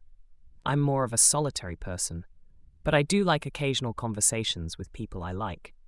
Fighting is more straightforward than talking to people, so I tend to be awkward around ordinary people. The training was easy too, but commanding people under stressful conditions is or was hard. Now that Swan has trained me, I can switch that side of my personality if required. The instructor was going over some tactics for taking out bigger opponents. He talked about using their power against them. Then he spoke of using their weight to throw the big fighter off balance. I drifted away as he started droning on about every method to defeat the big guy. I wasn't paying attention when he called on me. Sergeant Zero, what would you do when you fight this man? He asked me, and I looked to see Alexian. Well, from fighting Cadet Sands, how I was going to win that match was taking his legs out. But you'll not be able to defeat that race easily for soft, ordinary cadets. I lost because he got too close and used his strength to beat me. His race lacked speed, but his reaction time was on my level, if not higher. He asked me how to defeat a regular version of his kind. Take their legs out and go for the eyes. They can't hit what they can't see or reach, I said, and one of my fellow cadets snorted at me. Taking out his legs, he can still reach you with his arms, the bull alien cadet said, standing up. I looked at him and spoke with a deeper voice. Arms are the weakest part of the Lexian body, but their legs have a weak point that I missed during my fight. I should have, I said, and the guy saw that the wound of losing was still fresh. He sighed and patted my back and told me, I understand that anger, brother, but you must focus on this now. The guy said, taking me out of my funk.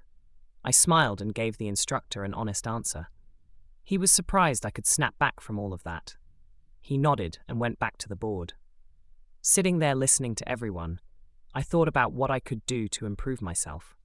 Should I study the race of this universe, or just get extremely more potent? These things came across my thoughts. Then Anith poked my left side. I looked at her, and she flashed her eyelashes. Jake, do you feel like getting dinner tonight at our favorite spot? I looked at her and shook my head. No, I have dinner with Captain Swan and my brother tonight. Oh, have you met him yet? I responded, and she looked sad. But she popped back up when I said brother, and then she said, he got out of jail, and they're letting him become a UF cadet? Does this mean you and I will not be roomies after this semester? She looked even sadder, but then I told her I planned to graduate early. She thought it was a good plan, but worried I was leaving. I told her that my brother is a younger version of me. She wondered what that meant, and then Brad messaged me. I looked at the message, and I groaned. He's bailing on the dinner so that it will be me and Captain tonight. That's if she doesn't come with me when I visit her after this, I said, and Anith knew why I wanted to ask Swan about dinner. You like her a lot, don't you, Jake, even with her kind rules about dating outside the race? Anith asked me, and I hesitated. I feel something for the captain. I don't know if it's love or admiration, but I would be her shield if she needed me, I said. Anith smiled. I think that's love, my friend. You just needed to say what you felt. She told me, and I thought about what she said. She was correct. I did have those feelings for Swan. But how do I tell her about that? We've only known each other for a year. I looked at the calendar on my comms device. Wait, I've been in space for 2 years Earth time, I said. Anith noticed and smiled. A year with you. I can see us being lifetime friends at least," she said, getting up as the bell rang. She left, and I headed back to my dorm. I washed my face and then went to find Swan. I knew she would be on base for a few days until they got a new mission. I looked at the hangar and saw she was in her side office near the ship. She was going over the manifest I had given her hours ago. I looked over and saw that Rain was eating on a storage container. She nodded at me and watched me enter the office.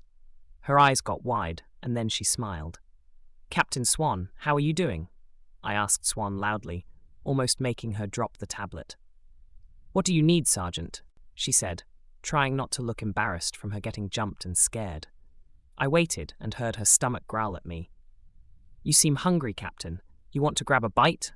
I asked her, and she was going to say no, but I saw she needed a break. "You need a break, Swan. That manifest will be correct.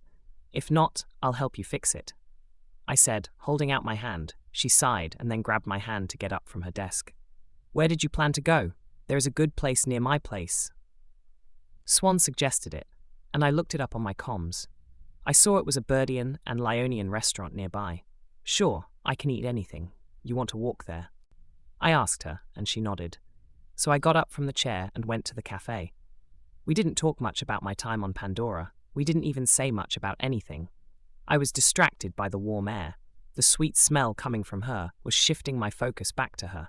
Swan looked lost, wanting to go back to work, I assumed. I smiled at her when she looked at me. I told her, "I know from me it may seem oxymoronic than advice, but take time to relax when you can. I may break myself often when training, but I always find a way to center myself." She smiled, and then looked at the cafe we were coming up to. "Yes, you're right, Jake. I've been pulling triple shifts when I should be resting," she told me as I opened the cafe's front door for her. She entered first, and I followed right behind her. I saw Headmaster Forrest in the back with Rock. They nodded at us when they saw us. Swan hurried to the back of the place and sat down. A waiter came over and took Swan's order, but he ignored me and went off to get her order. Swan saw this, but she didn't say anything until the guy returned. She looked him in the eyes and asked, "Are you going to take my sergeant's order, or will you ignore him again?" She looked cute when she was mad at me. I laughed, and the guy glared at me. He got a good look at me and finally realized who I was. "Oh no, you're the human kid, Captain Swan. Please forgive me," the guy said, bowing his head to Swan and me. I ordered something, and then he ran off. The cafe owner came by to see if everything was okay. Swan tore into him about how his staff treated me. I stopped her after listening to her for a minute. "Swan, it's all right. I'm not very well known. Stop. Worse, I don't look anything special. The staff took care of the high-class customers first. This kind of thing happens to me even back on Earth," I told her, and she sat back down in the seat. I started laughing, and the owner thought I was crazy. "Sorry, sir. She can be overprotective when it comes to her officers," I said to the man, and he smiled and nodded. He then looked at my hands and saw they were cut up. "Those aren't from training, are they?" he asked, pointing at the wounds on my hands. I looked at the guy's hands and saw they were like mine. "Oh, these are from when I started cooking for myself and my brother," I told him, and he patted my back. "I'll bring you something you might like, kid," he said, heading back into the kitchen. I looked over at Rock and Miss Forrest, who watched all that. Both smiled as they left. I could tell that Miss Forrest liked that I handled that issue quickly. I grabbed Swan's hand and had her look at me. "Swan, you are a wild one, you know that. But I appreciate sticking up for me," I said, and she smiled at me. Then she told me that she hated how some people in the UF think their races are superior to everyone else. She looked serious about this, and I smiled at her. "That's why I like working for you, my dear. You genuinely care about your officers," I said to her, and she smiled at me again. I then told her about working double time to ensure I'm working for her at the end of this year. She sighed and regurgitated what I had told her. "Please take your advice and take it easy when you can, friend." I laughed, and we saw the owner come back with our complimentary food. We ate it all, and then I took her home, knowing full well she was fine on her own. But my father would kick my ass, knowing I let a woman that cute walk home alone. We shared a couple of childhood stories. I found out from that Swan's much older than she looks, even from what I originally thought. She will live even longer, given her enhancements and race. From what I guesstimated, she had another 1,000 years to live. We laughed about something we saw a kid do. The whole time, we talked about the walk back to her house. I noticed she's never called me cadet or by my last name. I also noticed that I've not called her captain once since this whole time out. I dropped her off at the front door. She turned back to me and was about to close the door. "Thank you for the date, Jake. I needed some time away from the detailed work. Have a good night," she said to me. I smiled as she closed the door. I loved that too. I hope we can do something like this again. I watched her look at the ground, and then she shut the door softly. I stood there for a moment. Then I smiled at myself. I don't care about that rule, her kinds. I love being around her. I walked back home thinking about Swan the whole time. I wasn't paying attention until someone came up from my right. They held up their hands like they had something, but then they took off their hoods. To my surprise, the people were Swan's mother and father. They brought me aside to ask me something. "Jake, it's Roxy and Roland. We are Swan's parents. We need to ask you something, son. Will you hear us out?" Roland asked, and I sighed, standing back up straight. "Yes, I know who you both are. You think I'd forget my or Swan's parents that quick?" I told them, and Roland smiled, hearing me almost slip up. "Well," Roland looked at Roxy, the mother. "We are trying to get that rule of banning cross-race marriage voided. I know you and Swan are a thing, or you're hoping it will be," Roland was saying, but I wasn't understanding what he was trying to tell me. So Roxy spoke up. "We are planning to get that rule cancelled, so you can ask about her marriage or date our daughter." Roxy saw that I understood, but I had a question for them. "Why are you telling me this now?" "Why not tell her as well?" I asked, and they smiled. "We are the ruling family. We don't just let anyone know what we're doing. Our guards don't even know where we are, but we are telling you because you are the key to her happiness. Being her parents, we will do anything to help her achieve that." They told me all this, and my mind started racing around this chance. I then agreed to keep this information quiet. I went back to the dorm, and I went to bed. End of Part 1. Interstellar Penance, Part 2, Chapter 5. The next morning was nothing special. I sat up and saw the sun hitting me in the face from my window. I got out of bed and went to class without my morning meal. Classes all went by quickly. I knew that Swan was set to be leaving soon.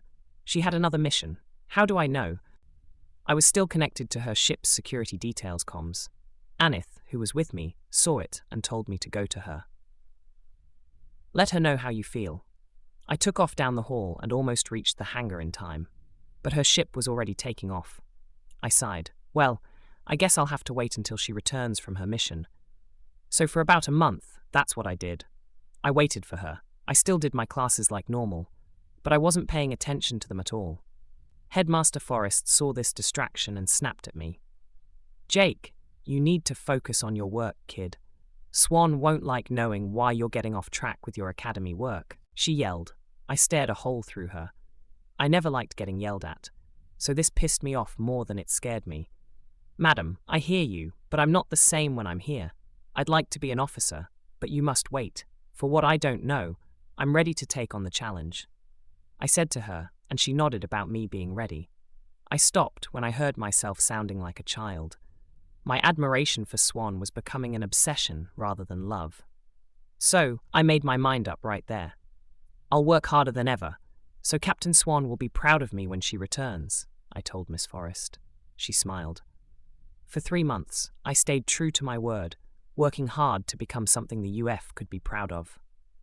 I was putting Captain Swan out of my mind and trying to get better with the work I had in front of me. It was hard, but after these 3 months, I got a chance. I got a message from Headmaster Forrest. After seeing that message, I got up. It was early in the morning, about 6 a.m. I quickly showered and headed to the main office, about 15 minutes from the dorms. When I got to the office, I saw some guards waiting in front of Miss Forrest's office. They looked over at me and opened the door for me. I walked in to see Admiral Leia sitting at Miss Forrest's desk. Both women looked at me and smiled. "Ah, Jake, you're here finally, and we see you're cleaned up as well. said Admiral Leia, looking at my clean face. Hello, Admiral Leia. To what do I owe this surprise? And what's going on? I asked, and she smiled more, standing up from the chair. Admiral Leia had a box in her hands. She said, Cadet Sergeant Zero, I am happy to tell you you're graduating early as hoped. Even better, we are glad to announce you'll graduate today when the Pandora returns in a few days. You'll be set to serve with the crew right away. Leia said, saluting me as she handed me the box. I opened the box and saw another new uniform with the rank patch for lieutenant on the sides. I looked at both ladies. I'm getting another promotion, I asked, and Miss Forrest smiled. We couldn't rank you higher in the academy, but, as of today, you'll be at the right rank. With the hard work you put in, this is appropriate. We also have one more piece of information for you, she told me, and my ears perked up. What's that? You've given me too much already, Headmaster. I couldn't possibly accept more with this promotion. I said to her, and she shook her head. No, we aren't the ones giving you this gift. She then told me that the UUA was giving me statues of citizens. I was also given my own house on base. The house was located near Captain Swan's. Brad would also be allowed to move in if I'd like. I sat in the chair, mowing over all the gifts I had just given. Admiral Leia came over and patted my shoulders. The council admitted you into the academy and wants to talk to you after this conversation, she told me, and I felt it was something important. So I stood back up and saluted both of them. Thank you both for the continued support. The guidance you've shown me is something I'll cherish until I die, I said to them, and they both saluted me back. Then I added, Can you give my brother the same support when I'm off the world? I asked, and they both nodded. I left and headed for the council building. I passed a lot of officers on the way to the building. All of them smiled and saluted me as I walked on. I nodded to everyone and found myself in the middle of my journey, which began almost 2 years ago. I went to the center of the room, like the first time. The council, this time, wasn't hiding in the dark. This time, they all showed their faces to me. Which of the faces looking back at me I've seen? I interacted with races when I was on the ships. They all looked happy to see me, and I smiled back, standing straight up and with my hands behind my back. Lieutenant Jake Zero, we've been watching you closely. Time after time, you've shown us you're willing to do what it takes to be an officer, not only in the battles you've faced on the Pandora and the Delta 7, but you also showed the Academy you can't get better just sitting around. We see that you must be put into service, so as of your orders, you have been selected for active duty.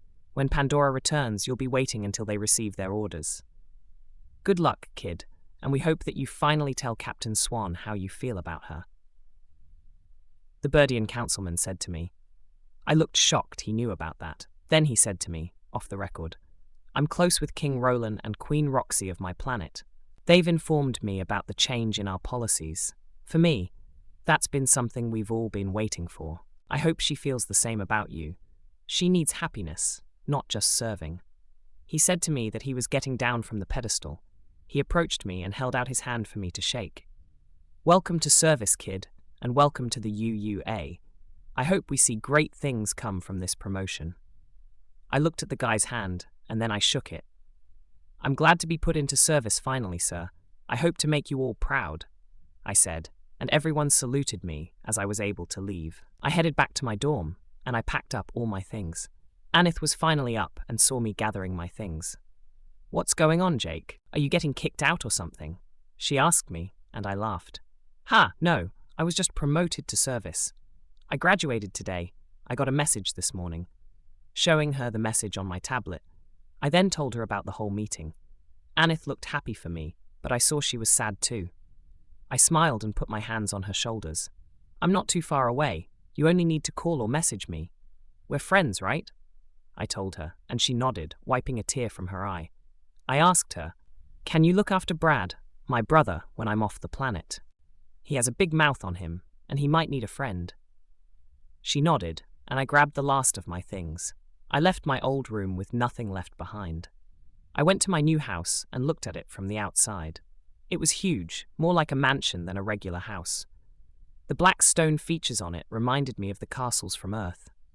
I went to the front door and swung the doors open. The house was already furnished to the brim. The stone from the outside was the same here. The front details followed throughout the whole house. I came to the kitchen and saw that it was made with an earthling in mind. I saw the fridge was empty, but I could fix that. I then went to the hall and saw that I had at least 6 bedrooms. I found the master bedroom. I sat my bags down. I then sat on the bed for a moment. I took a deep breath and looked at the rest of the house. I found a home gym, pool, and huge storage area. Then, I found an office near the other side of the house with more rooms. I enjoyed finding out more things about my home. After an hour, though, I found all I could. Then I sent Brad my location and told him, "Meet me here after classes today." He said okay. I then went out and bought some food for the house. I waited till about noon, and then I went to the front. Brad was rounding the corner when he saw the house. "Brother, what's with this house? Is this thing yours?" He asked, and I told him about everything that had happened. He came inside, not saying anything about my promotion. Then he turned to me and said, "You plan on saying something to Swan yet, or does she know?" I looked at him and smiled. "I'm pretty sure she knows about the promotion," I said, and he hit my gut. "That's not what I was asking. Are you going to tell her about your feelings towards her?" He said to me, and I sighed. "Yeah, I plan on it soon here. I'll confess my feelings when she returns. I'm just hoping that she has the same feelings for me," I said, and he smiled. "Yeah, I'm 90% sure she has the same feelings for you, brother. But her race rules about dating other races have her in a bind," he said, and I agreed, telling him about her people's rule being changed. He looked at me. "Really? How do you know about them changing that rule? I heard that rule has existed since they came to the UUA 2,000 years ago." He asked, and I told him about King Roland and his wife, Queen Roxy, personally telling me about the change. He laughed. "Well, if they're changing it, I assume that most of their race agrees," he said, and I told him about the council agreeing to the change. After that conversation, I asked Brad if he wanted to move into the house, telling him it would be very lonely without someone to fill it with me. He agreed and grabbed what little he had. We spent the rest of the day unpacking my things. We then made dinner and talked about my new adventures. I hoped I'd not be thrown into battles like on the other missions I've been on. He shook his head, saying I'd probably be thrown into things like that. I agreed with him in the end. I've been a magnet with stuff like that. We finished dinner that night, and I went to bed. Brad stayed up, picked up his room, and finished his classwork. The next morning, I got another alert, but this time, it was a notification that Pandora was returning. It had an emergency symbol on it, so I got up and rushed to the hangar. As I rounded, I saw that the ship was in shambles. Rain was fine, but Swan was on a stretcher. She looked like she was on the brink of death. I went up to Rain, and she told me that there was another pirate raid on Pandora. The Swan was being put in an emergency vehicle. I jumped in before they left and stayed close to her. The medic wondered who I was, but he saw the uniform. "Lieutenant, are you close with Captain Swan?" he asked me, and I nodded. Yes. He told me how she was hurt. She had been shot when she was fighting back. The crew managed to kill the raiders, but one got a lucky shot. I felt a tear roll down my face. I placed my hand on her face. She seemed to relax, but she didn't open her eyes. It took only a few minutes, but we were at the hospital. They took her in and placed her in a tank. The tank was so that she could heal faster. The tank was the same as the ones from my enhancements. I watched the meds hit her body. The wounds closed up, and her vitals started to stabilize. She was then put in a nice room to recover. After waiting a few hours, I stayed with her until she woke. Rain and some of the Pandora crew came into the room. Everyone saw me and smiled, guessing they were happy to see me. Rain came up behind me and rubbed my back, looking at the captain. "She protected a new kid like you did us. We should have been more alert to a surprise attack," Rain said, looking upset. I smiled, saying, "Sounds like something she'd do. I also don't blame any of you for relaxing after the attack was almost taken care of." Rain looked at me, but I had not taken my eyes off Swan.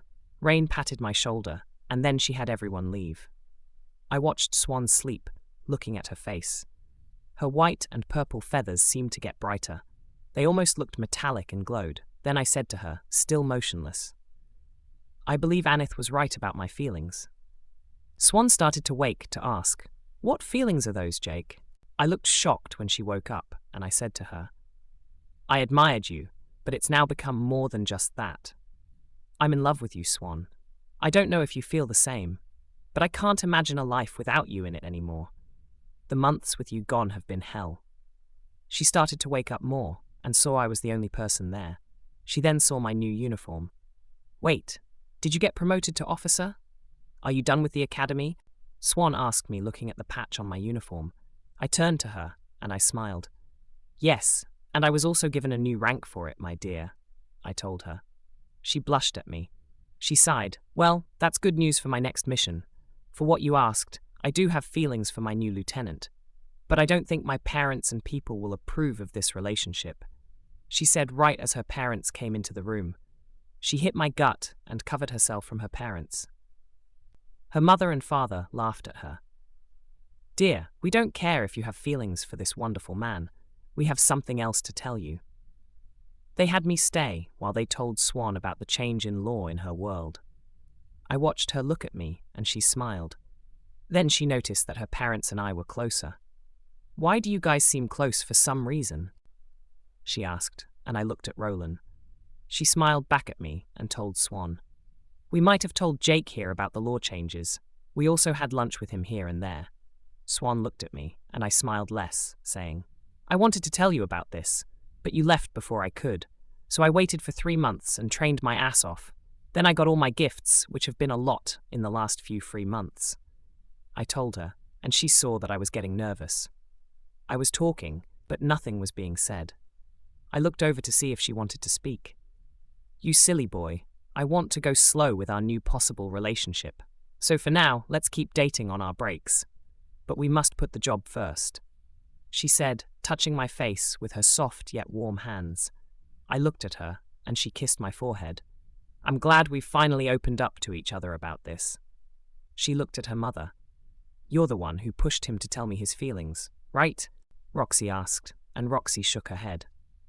"No," she said, then told her everyone had a role. Swan looked at me, and I nodded. "Many people we interact with can see how much we care for one another. I'm surprised they'd want us to move things forward." Swan shook her head. "So everyone sees we may have a connection. So they push you to tell me how you feel. What if my parents didn't want me to be involved with a human?" she asked, and I looked at her parents. "I would have tried none less. I wasn't too concerned about the issue." Swan smiled. "I knew you'd say something like that, Jake," she said, getting up from the bed. The nurse coming into the room saw her and went to stop her. I jumped ahead of her to catch Swan before she fell. "Take it easy, Captain. You're still recovering," I told her, and she patted the shoulder she had a hold of. "Thanks, but I'm okay, really. My legs just fell asleep. Help me up, Lieutenant." I let her up and stood her on her feet. She asked everyone to leave so she could get dressed. I nodded and made everyone leave. The nurse wanted to stay, but didn't fight Swan's request to leave. As we all stood in the hall, the doctor came around the corner. "She's up. I bet she wants to leave already," she asked, and I nodded. "Yes, doctor. She told us to wait out here while she got dressed," I said to her as Swan came out of the room. "Captain Swan, take it easy for the next few days. Have your boyfriend here tackle the hard stuff on the ship if you need it done," she said to her, making me blush. "How does she know?" I said to myself. Swan nodded and thanked the doctor for taking care of her again. I looked at Roxy, Swan's mother, and she sighed. This isn't her first time getting hurt. She's been here multiple times in the last 6 years.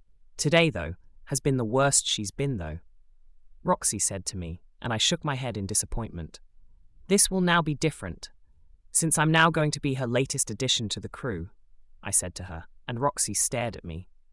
She looked at the uniform and then said to me, "Oh my, you're an officer now. Thank the gods. We are proud that Swan's former student graduated early." Roxy looked at Roland, and he patted my back, then asked me, "When did that happen?" I told him, "Yesterday." He laughed, then told me to take the missions at my pace, not to do it over. Swan folded her arms, then told her father that I could manage. She told him I would finish the security work independently when I was on the ship last time. He looked at me, impressed. We all went to Swan's home after she was released from the hospital. I was the only one who stayed with her. I saw the look of disappointment on her face.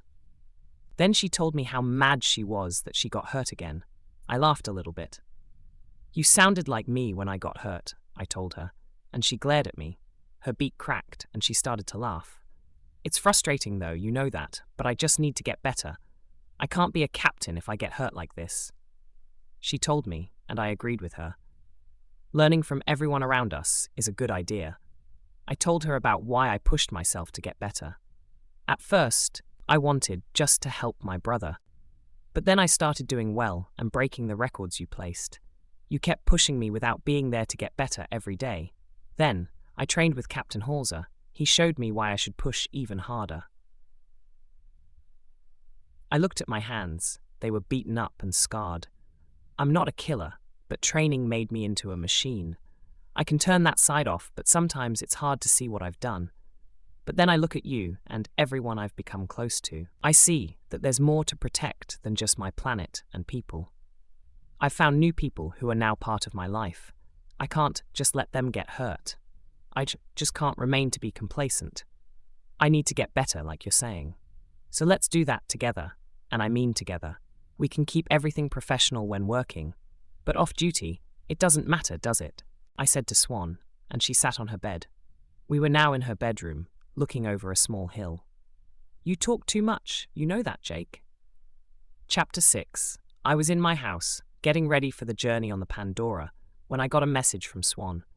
"Meet the crew in 5 minutes," it read, and I grabbed my bag off the bed and headed to her office. I knew something was up with the urgency of the message. Swan was sitting on her desk in the hangar when I got there.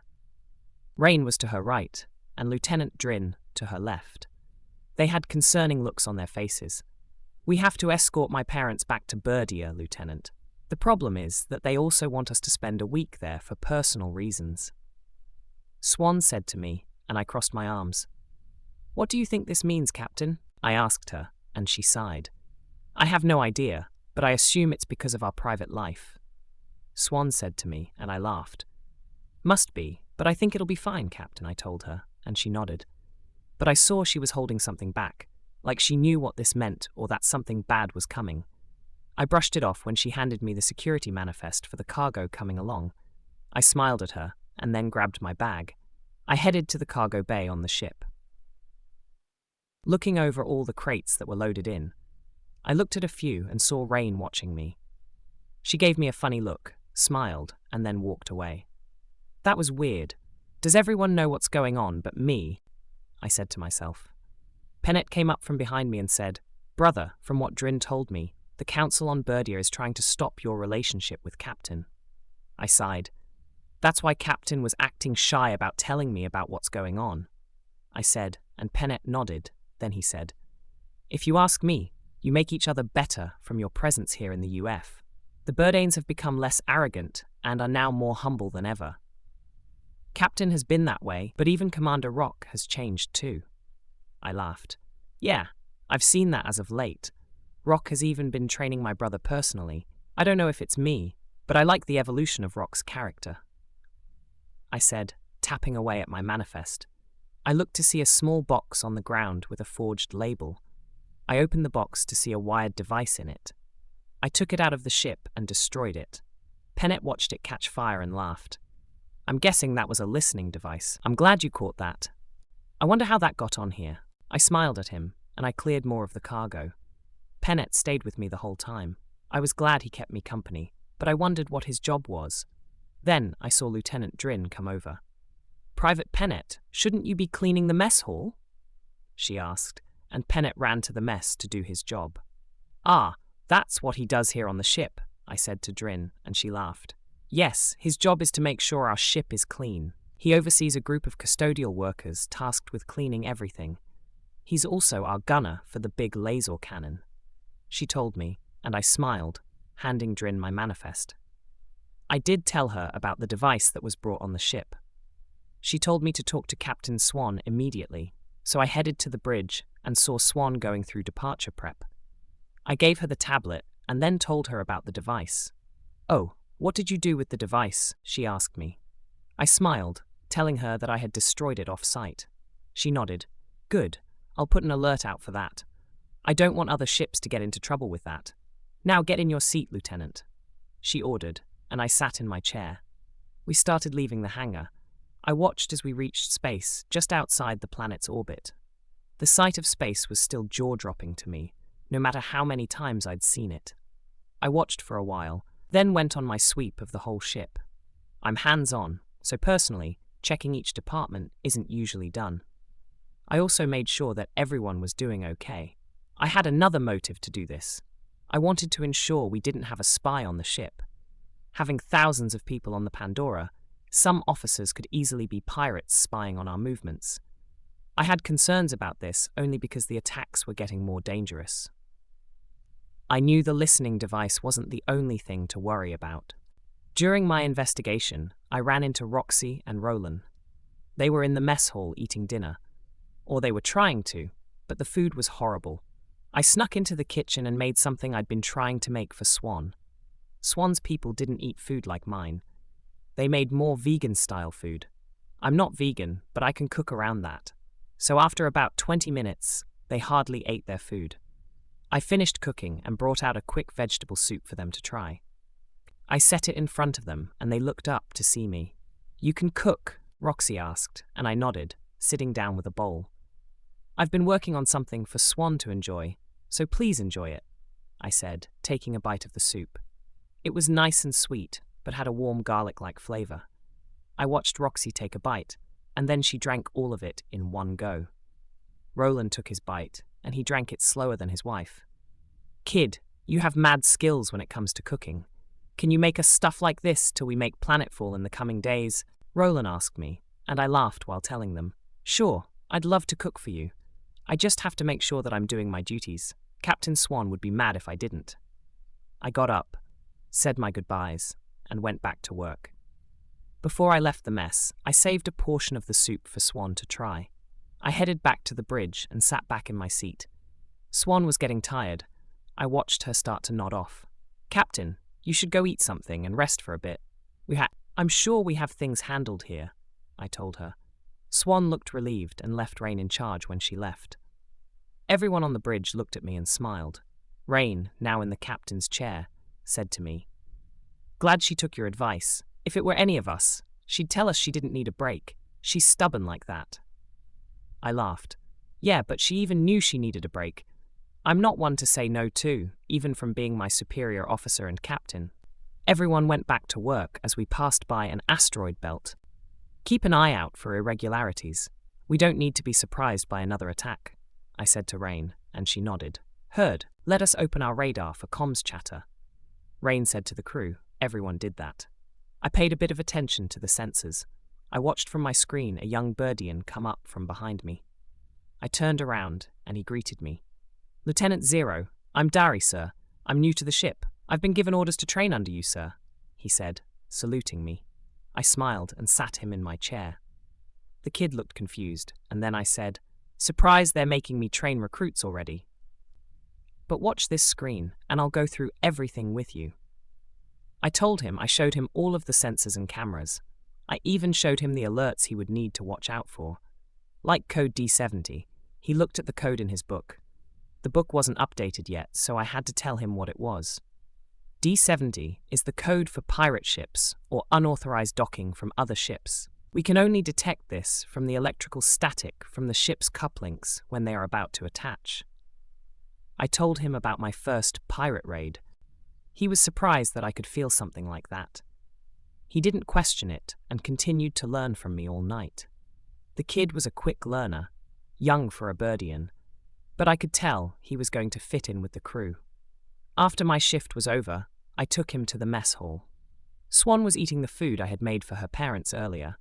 From what I could tell, she had taken a nap and then come to eat. Private Dari was beside me, wondering why I was so casual with the captain. Swan saw him look at us, and she smiled. "He and I are pretty close. We've been on a couple of dates off duty," she said to him. Dari looked worried. Then Roxy came from behind us. "Young Birdian, don't be so concerned about this.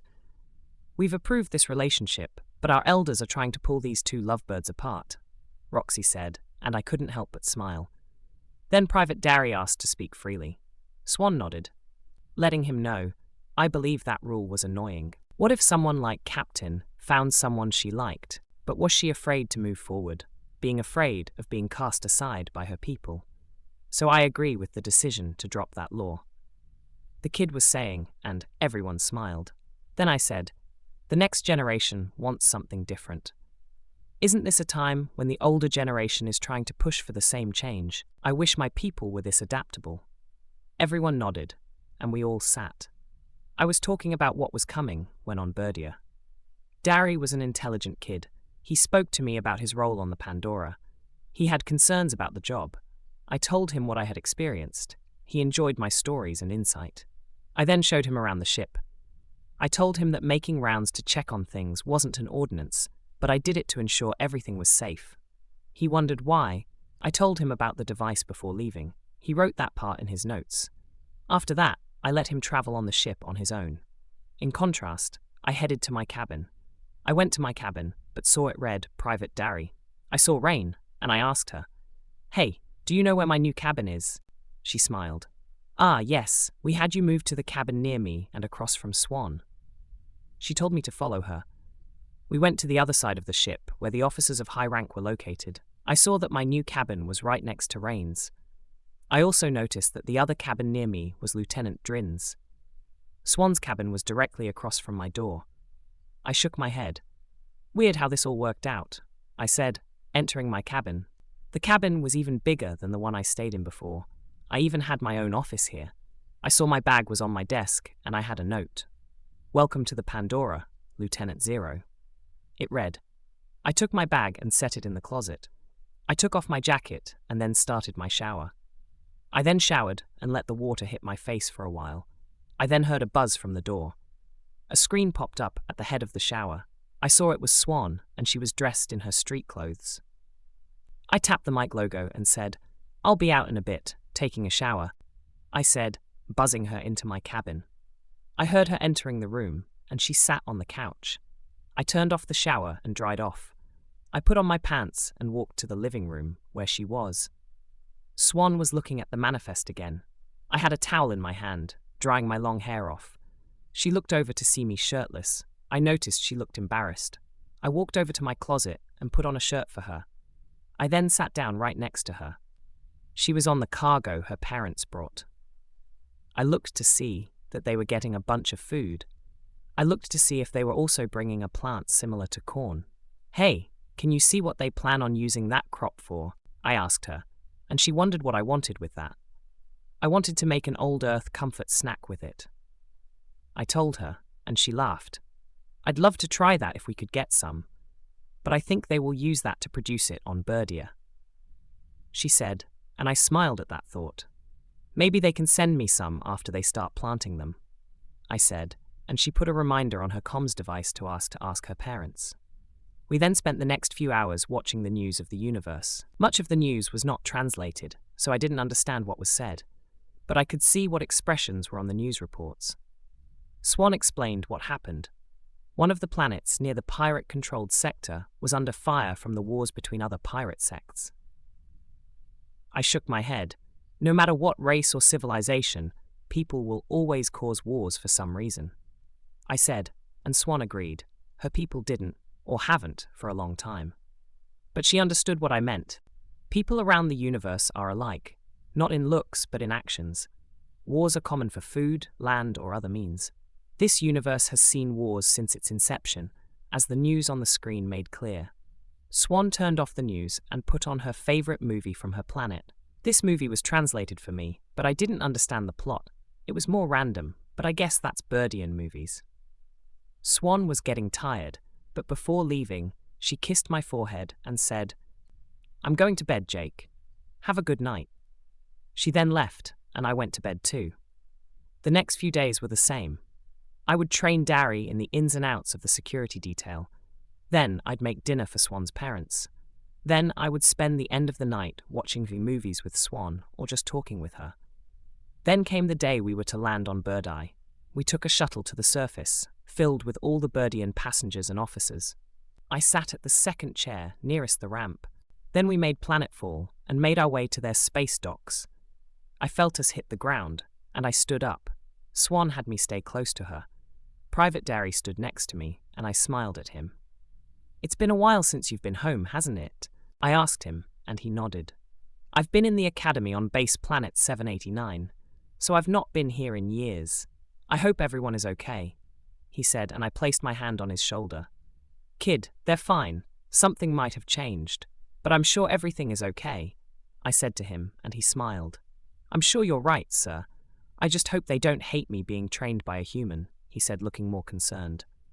"Private, don't worry so much. Some will hold a grievance, but others will recognize that you've become strong under my lieutenant's guidance," Swan said to him, looking back at us. I looked as the ramp started to descend to the ground. The Birdian group began to walk right down the ramp. I stayed within arm's reach of Swan. The others went off to see their people. Swan looked over and saw someone she knew. She grabbed my hand and dragged me along with her. The person we came to was a smaller version of her. "Hello, little sister. How have you been?" Swan asked her, and the girl looked right at me. "Hello, miss. I'm Jake Zero. It's a pleasure to meet you," I said to her, holding my hand. The girl looked at her sister and then at me again. "Oh, she's not wearing a comms. I can fix that," I said, starting to talk to her in Birdian. I said the same thing, but in Swan's native tongue. The girl looked shocked and then said back to me, "Oh, talented human, I'm Shelley. It's an honor to meet you."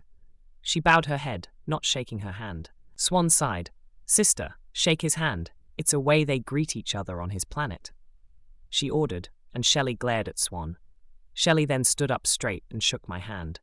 "Sorry, I'm not informed about human culture yet," Shelley told me, and I laughed. I could see why the UUA has only 2 humans to call their citizens.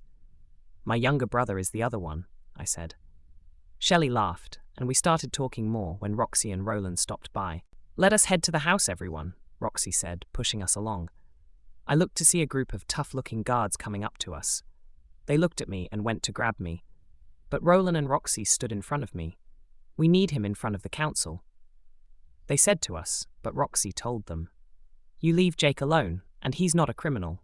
He's a lieutenant in the UF, and a UUA citizen like us all." She was yelling, pointing her feathery finger at the first guy. The guy looked at me again, and I grabbed Roxy's shoulder, pulling her back. "You need me to talk to them." "Why?" I asked him, and the guy looked shocked that Roxy let me touch her. She looked at me and patted my hand. The guard then told me the elders wanted to ask me questions. I looked at them and laughed. "You think I'm stupid, don't you? But I'll play their games for now." I told them to go with me to the council building. When I was brought inside, they put me in an arena-like room like the one on base. Then the lights came on, and I saw Birdians looking at me. They all had their arms crossed. "Human, you are the one dating Swan Birdian?" "The same Swan that's to become our queen in the future," said the only male Birdian on the council I had seen. I nodded, and they glared at me. "My name is Jacob Zero, of Earth. I'm a lieutenant of the UF and the Pandora," I said, getting some of the council to squirm in their seats. Then one of the members asked me, "Human, do you have the gall to speak informally with us?" The woman asked, and I smiled, holding back what I was going to say. "I'm sorry, I don't mean to come off as rude," I said, bowing my head, and some of them stood back. Then I raised my head. "May I speak about what you all have concerns about?" I asked, and everyone looked at one another. Then they all nodded to me, the oldest among the council, before I spoke. "Dear, the current queen and king want this relationship to continue, but we feel they're not doing this in Swan's best interest." My eyes twitched, and then I cleared my throat. "I'm not here to start any problems, but I won't sit here and let you disrespect me or my dear Swan. She doesn't need anyone to tell her what she needs or what's best for her. I love her for the person she is. I know your people don't like other races. I can see why, but not everyone is the same. Humans might be ignorant in most cases. I'm not, and I hope to be more informed about this universe." I looked at everyone, and they were going to say something more. But then I said, "I've met a lot of Birdians in training and on my travels across the stars. I have nothing but respect for each one of them. I'm even training one on the Pandora if everything goes right, I hope to make your people part of mine." Just as I said, Private Darry came into the room. He stood next to me and looked at the eldest council member. Grandmother, this human, Jake here, he's a good person. I don't want him to be torn away from Captain Swan. They are a great match together. They support each other on the ship as equals. I also believe lifting the law banning outsider marriage is right. The elder looked at her grandson, and she saw he wasn't lying. She looked at me. You will meet here tomorrow after we decide to allow that law to be lifted. The other council members started making a fuss when she raised her hand. If he is indeed a good match for Swan, we'll let them choose for us, she said, looking at me. I wondered what she meant by that. I was able to leave, and Private Darry came with me. He looked concerned with what his grandmother said. I patted his head, saying, "Don't worry about it. I'm hoping they'll watch and see the errors they've made." Darry nodded and left to head home. I looked up and saw Swan and her family waiting for me.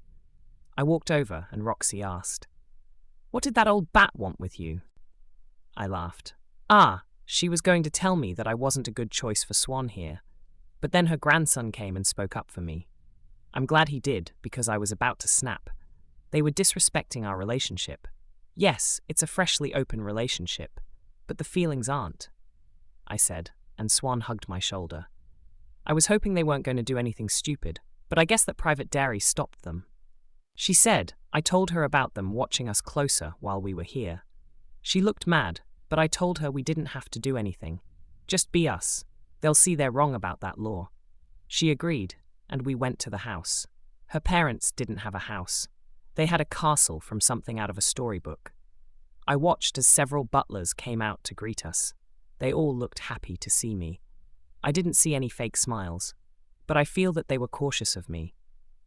Swan took me to her room. When I saw it, I saw that it was clean, like she's been living in here the whole time. My family's servants clean every room every day. I'm not surprised that it looks this good, she said, and I smiled, looking over all the pictures on her desk. I looked for a picture of her from when she graduated from the academy. Next to her was Admiral Leia when she was younger. How long ago was this? I asked, lifting the picture to Swan. That was about 100 years ago, she said, and I almost dropped the picture. I caught it and said, "Well, not surprised that you're that old," I said, laughing. I then realized that no one had been able to break her records in almost 100 years. "Does that bother you that I'm much older than I look?" she asked, and I shrugged. The past me, yes, but as I'm finding out that most of the universe's races live for centuries, it doesn't. I said to her, and she smiled. Humans tend to become adults a lot younger than other races. I looked around her room more. She didn't have much, but had her achievements and old-school trophies here. I felt her tug at the back of my uniform. I turned to see she was trying to look cute. She asked, "Do you want to see the Rainbow Lake just beyond the woods here?" She gave me a funny look, and then I smiled. "Sure, let's go see that lake," I said, and she dragged me along to see it. We walked for about 5 minutes to the edge of the property. We then came to the start of the woods with a small path leading straight. From there, we walked right through the trees. We came right to the edge of the shoreline. I looked out to see the sun about to hit the water. Then, the water began to glow. The colors bouncing off the water were so beautiful. I started to cry a little bit. It looked like every rainbow that ever existed came from this one spot. I smiled when I looked at Swan. She seemed to enjoy the lake but was hesitant to get into it. I touched the water, and it was cool. I took off my shirt, and I jumped into the water. Swan looked surprised that I just jumped into unknown water. I then offered her my hand.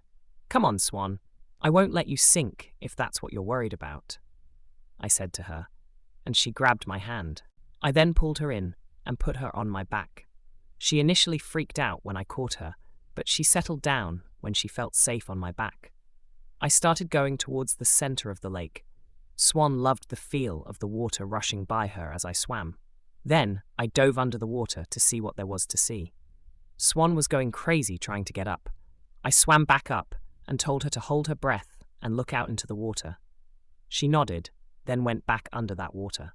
I kept us very close to the surface, but we could see the aquatic life swimming about. The scene of the lake creatures was breathtaking. The colors from the lake came from the light the fish gave off. I felt Swan tap my back to go back up, so I floated to the surface. Swan hugged me tight and kissed me. I loved this, Jake. I thought I was going to show you something cool. But you show me something I've only seen in pictures as a kid, she said to me, and I kissed her right back. You did, but I have one question for you, my love. Will you hear me out?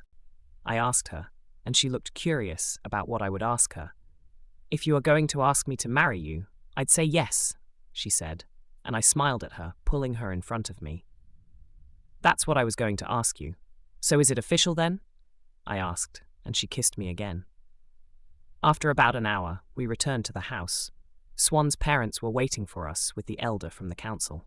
The woman smiled at me, and then she said, "We've decided to let this relationship continue through. If you get engaged, this is the request. We don't want this to become a spectacle." She paused for a moment, then looked at us both. "You just asked her, didn't you?" the elder asked, and I nodded, saying that she was the one to ask me. Swan stopped me and said to the elder, "We wondered each other simultaneously." The elder smiled a bit wider and told me what would happen next. I was to get a second enhancement, one that would give me a longer lifespan. I was hoping it wasn't going to be anything that would change me too much. When I entered the room where the enhancements took place the next day, I saw Swan's whole family was there for me. I stepped into the tube.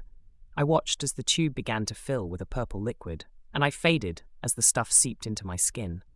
I don't know what will happen next, but I know it will be exciting. Chapter 7.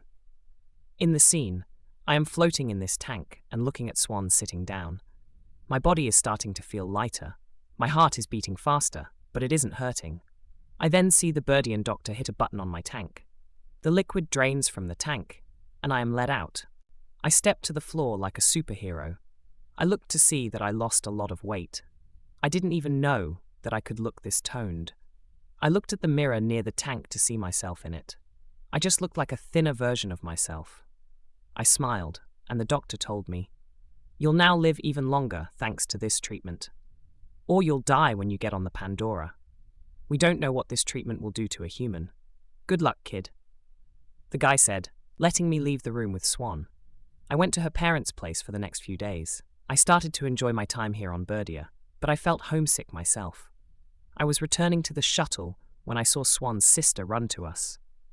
"Jake, I am sorry we didn't show you more of the planet, but the next time you come here, I'll take you to the best spots," she said, and I laughed. I told her I'd like that. We returned to Pandora and base. It took weeks to return, and we had to detour around the asteroid belt. We got reports that a pirate ship was sacking UF cargo ships there. Everyone on board the vessel realized Swan and I were engaged. I don't know how they figured it out, but everyone congratulated us.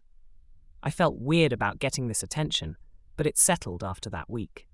Admiral Leia was the first to meet the ship as we made port. She looked happy to see that we had made it in one piece.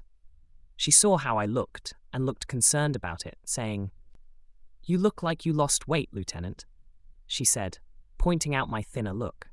I laughed, rubbing my head. I then told her about the engagement. Then I told her about the second enhancement from the Birdian doctors. She shook her head, but then felt her arms. She noticed that they were stronger and tougher than before. "I'm betting you could crush rock with these hands now," she told me. I pulled my arm away, agreeing with her assessment. I didn't even realize before that I was more solid than before. We also talked about the device I found before we left for Birdia. Admiral Leia told me about how they found some of those devices on multiple ships throughout the UF, and even found some on the civilian ships in the UUA. I didn't like what was happening. Leia, though, had a plan to deal with this. She didn't want to tell me, risking the spy among the UF to find out. I returned home after that conversation with Swan as we entered the door. We got another mission update. "Report to the hangars at first light," the comms read. I looked at Swan, and she laughed. "Well, we must rest for now. Be ready in a couple of hours. I bet this is a combat mission, Jake," Swan said, placing her forehead on mine. "Yes, I'll be up and ready for action," I responded, touching her face as she left. When she entered into her own home, Brad came into view. He was done with his classes for the day. "Hello, brother. Seeing you after your mission is good," he said to me. I smiled and brought him inside. Then I told him that I was being put on another mission. He looked confused, and then he sighed. "What does Captain Swan think about this mission? Does she think it's an urgent one?" he asked, and I told him Swan thought it was a combat mission. He sighed, and we made our way to the kitchen. We then talked about my trip to Berdia. I told my brother about the engagement. His eyes got wide, and then he punched my shoulder. "Bro, you should have told me about it. I didn't know you were about to propose to Captain Swan," he said to me, hitting me again. I explained to him that I wasn't planning on it yet, but something happened, and I couldn't wait to propose. Brad nodded when I told him that, understanding what the reason might have been.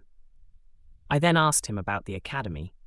He said nothing but told me he would be training for something special. I wondered what he was doing, but I didn't force him to tell me. "Must be something cool. Just keep at it, brother." I went to bed that night, thinking about what might lay ahead of me again. I got up an hour before dawn, packed my bag with clean clothes, and looked at my old weapons. The sword and handgun looked run down, so I requested the engineers on the Pandora to do some maintenance while I was getting ready for the mission. As I put my weapons to my side, I got a confirmation of my request. I smiled, thinking, they are always quick to help. They must love working, I said, heading out the door. I didn't check to see if Brad was at home, but I left for the hangar as Swan came out of her house. I waited for her to get near me. Then I greeted her as we walked to the hangar together. She looked distracted the whole time we were walking. Then I saw that Halser was in the hangar. He looked happy to see us, but his expression looked concerned. I looked over to see a group of blue uniformed officers. They were the UF's Special Forces. I didn't know which group, though. From my academy days, there were about 1,000 groups in this section of space alone. I looked to see a kid in the back of the group. My eyes got wide when I realized who it was, but I kept quiet while Halser told us what was going on. "We are joining forces for these next few missions. A pirate cell near Quadrant 848 is holding that base hostage. We are tasked with the Special Forces to take them out," Halser told us, and I looked at the kid hiding his face from me. The kid was my brother. Brad was wearing the blue uniform and seemed to have seen some action. I never really paid attention to his training. He never told me about what he was up to. He didn't have to because it was his business and not mine. But I would have loved to know he was in the Special Forces. That line of work was dangerous. It involved spending days not on base, taking out enemies who came across their mission details. I shook my head and refocused on Captain Halser and Swan's discussions. They talked about how we were going to rescue the captured base.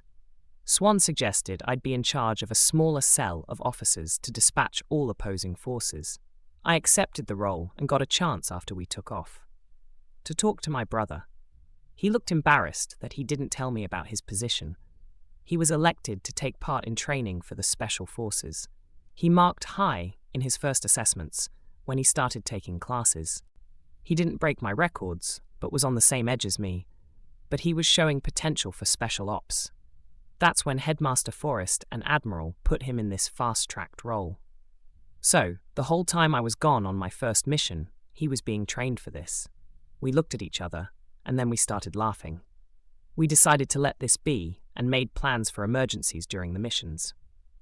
Those missions were hell. We were about a few light years away from Earth. Brad and I were on the captured base. We were charged with taking it back. Swan and Captain Halser stayed in orbit, barking orders and getting all the officers to triangulate on our position. I had my gun trained on a pirate holding a kid by their throat. Brad looked at me and then threw something into the pirate's right. He took his eyes off of me, and I shot him in the face. Brad rushed and grabbed the kid, pulling away from the action. I stood up and waved my hand for our forces to move forward. Swan was in my ear, telling me what was coming. I relayed the orders, and everyone aimed for the hill. I saw a giant monster break the ridge. Swan hit him with the laser cannon. I said, forgetting to call her captain. He sighed and gave the order to the cannon brigade. I ordered everyone back as we saw the green light strike the monster like a gassed-up bonfire. The beast exploded into pieces. After 2 weeks of fighting, the troops marched and took over the base. I headed to the shuttle, returning to the ships in orbit. Brad was with me, and I started laughing. "What?" Brad asked me, and I said to him, "That guy looked shocked when you tossed that stick at him." Brad smiled, looking away. He was trying not to laugh. We had a few missions like that for a month. We were taking out pirate depots and caring for the ships hunting our civil cargo ships. Then we returned to base.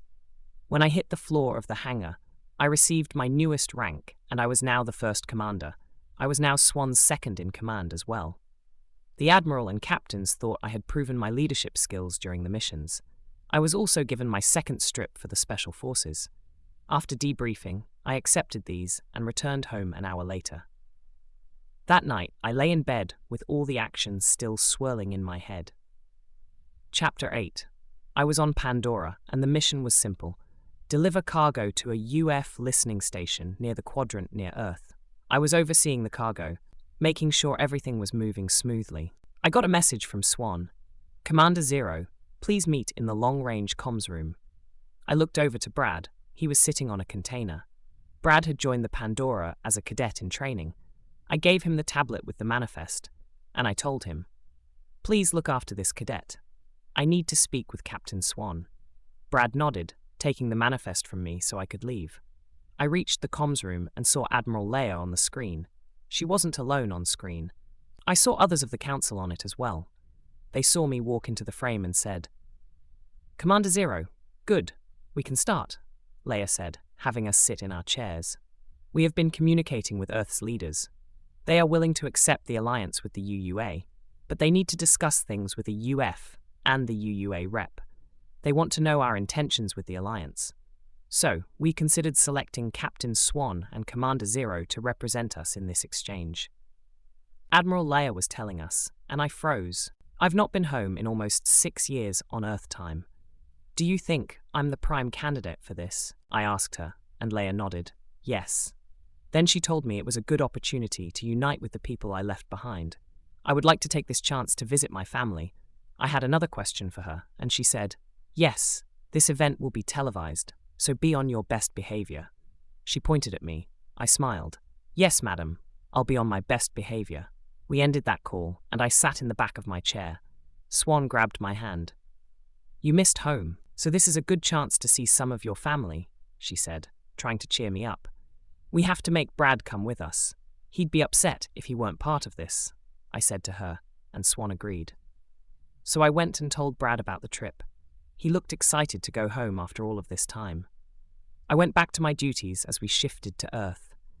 I kept myself with security sweeps and trained more new crew members. We uncloaked near the UN building, days after entering Earth's airspace. I looked to see we were being escorted by military jets.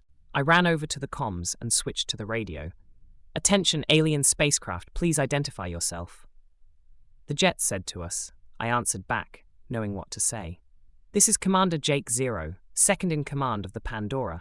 We are here to meet with the world leaders at the UN building ahead of us. Please take us to an acceptable land zone," I said, looking back, hoping the jets wouldn't shoot at us. The airways were quiet for a couple of seconds. Then I got, "Confirmed, Commander Zero, please follow us to the land zone behind the building." The jet said, taking us around to the back. There was a line of soldiers waiting for us by the pad. "Hellman, please take it east and land on that black pad," I said, following Swan to the ramp. Brad was already down by the ramp. Swan and I had our formal colors on. Brad was in the regular uniform still. I touched his comms device on his wrist to change his suit's colors. His suit turned back and gold like mine. Then the ramp started to lower. From the bridge window was the about 100 UN officers waiting for us. I watched a short one walk up to us. He was wearing a Marine uniform. His face looked familiar. Then Brad said, "Cousin Jared, is that you?" The guy looked at Brad and then at me. "It is you, cousins. Where have you been?" "We thought you were lost," Jared said to us, wanting to hug us. I looked at Swan, and she wondered what was going on. I turned to her and I told her, "Jared, here is my cousin, family, the ones I left behind when joining the UF." I told her, and she smiled, bowing her head. "I'm Captain Swan of the Pandora. It's a pleasure to meet you. I hope these meetings go well today. Our superiors are counting on this to go well, Swan said, standing up straight. Jared held out his hand, and Swan shook it. Jared then led us to the building. He was talking formally to us, and I told him about what I had been through. We then came to the main meeting room, where we saw the major powers of Earth sitting. They were waiting for us. They first saw Captain Swan and gasped. Then they saw Brad and me walk into the room behind her. We were given the stage for the leaders to ask us questions. Swan was the one taking all of the questions at first. Then, the leader from the US asked, "Captain Swan, who are those men with you? Are they humans because I recognize their faces?" he said, gesturing to Brad and I. She smiled. "Yes, these two men are Jake and Brad Zero. They came from Earth about 6 Earth years ago. Jacob is now a commander, and Brad is training at the academy. If you'd like them to ask questions, please ask," she said, letting me take the stand. The US leader asked me a series of questions. "Son, how old are you now?" he first asked me, and I said, 24, sir. The man nodded and then asked me, "When did you come in contact with the aliens?" I smiled. "When I was 18, sir." I said back to him and nodded again. Then he asked, "Can we trust the UUA and their military forces? We'd like to ally with them soon." I sighed, and then I gave my honest opinion. I trust them more than most of humanity.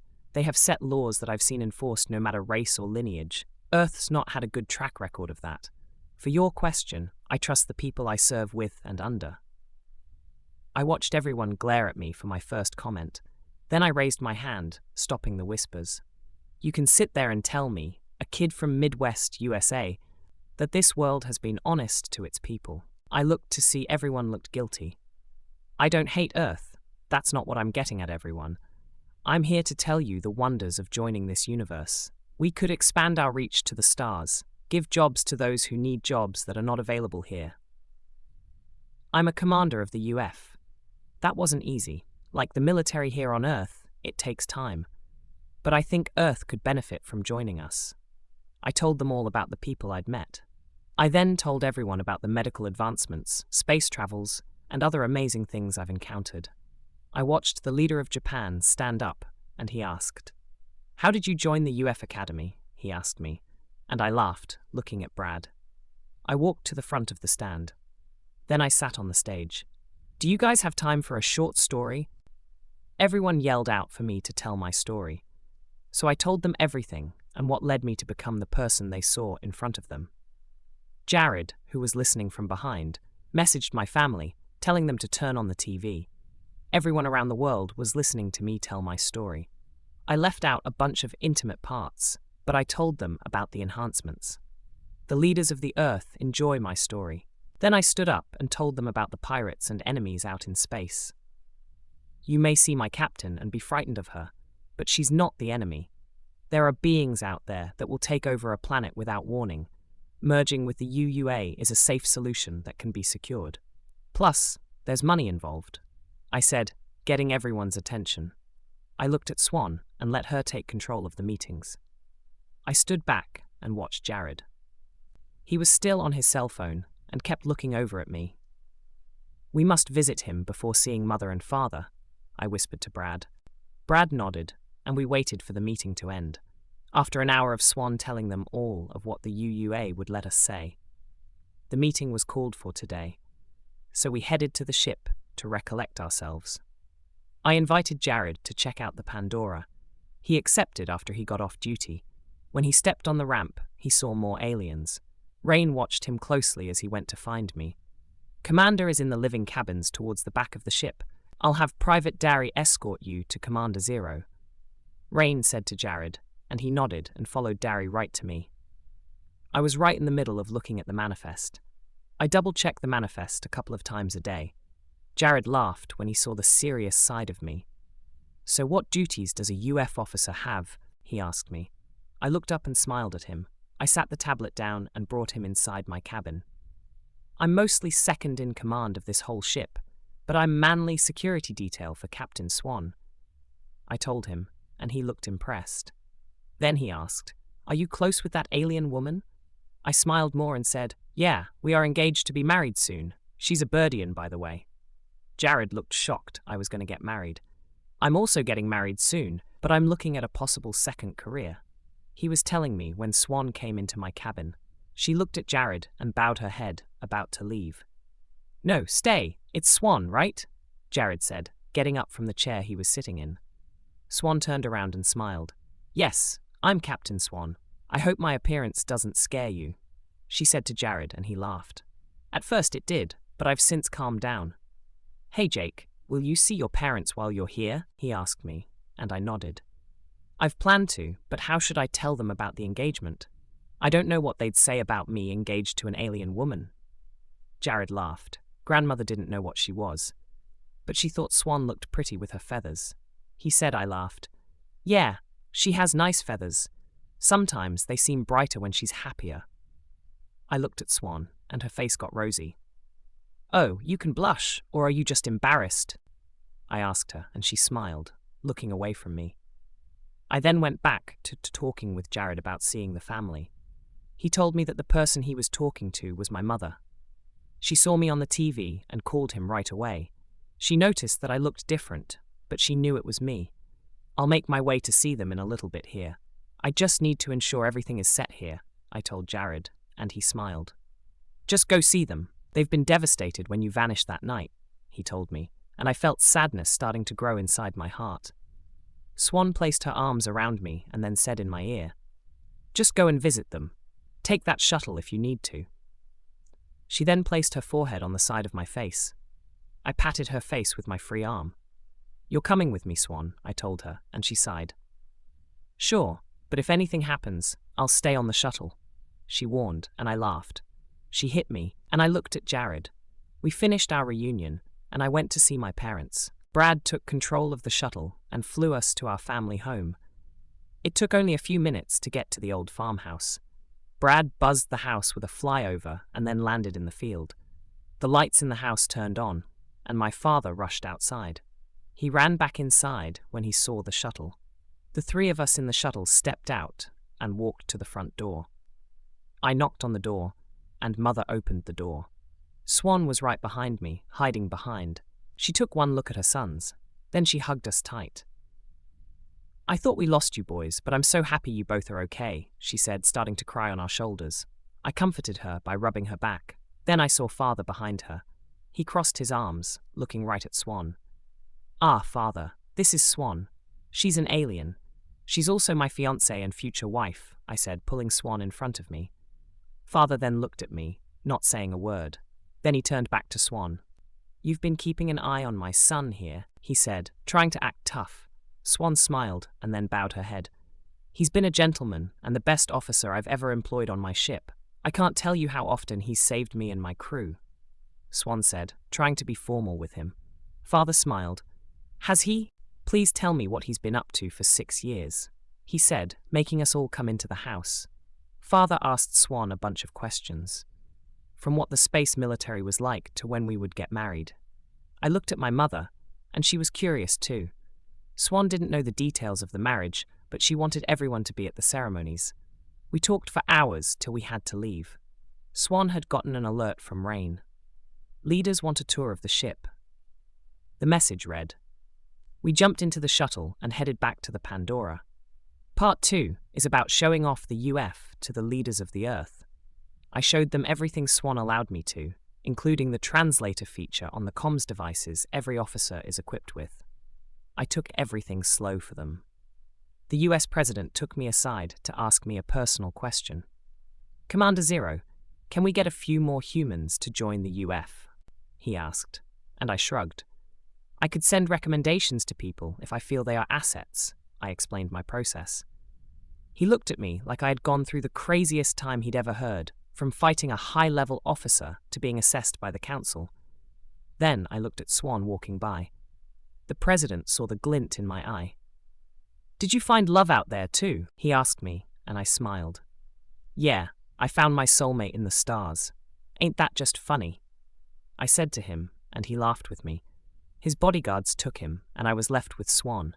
She placed her right hand on my shoulder. Let me handle the next few meetings until we head home, she told me, and I agreed. So that is what I did. I acted as her guard as she went to the meetings with the world's leaders.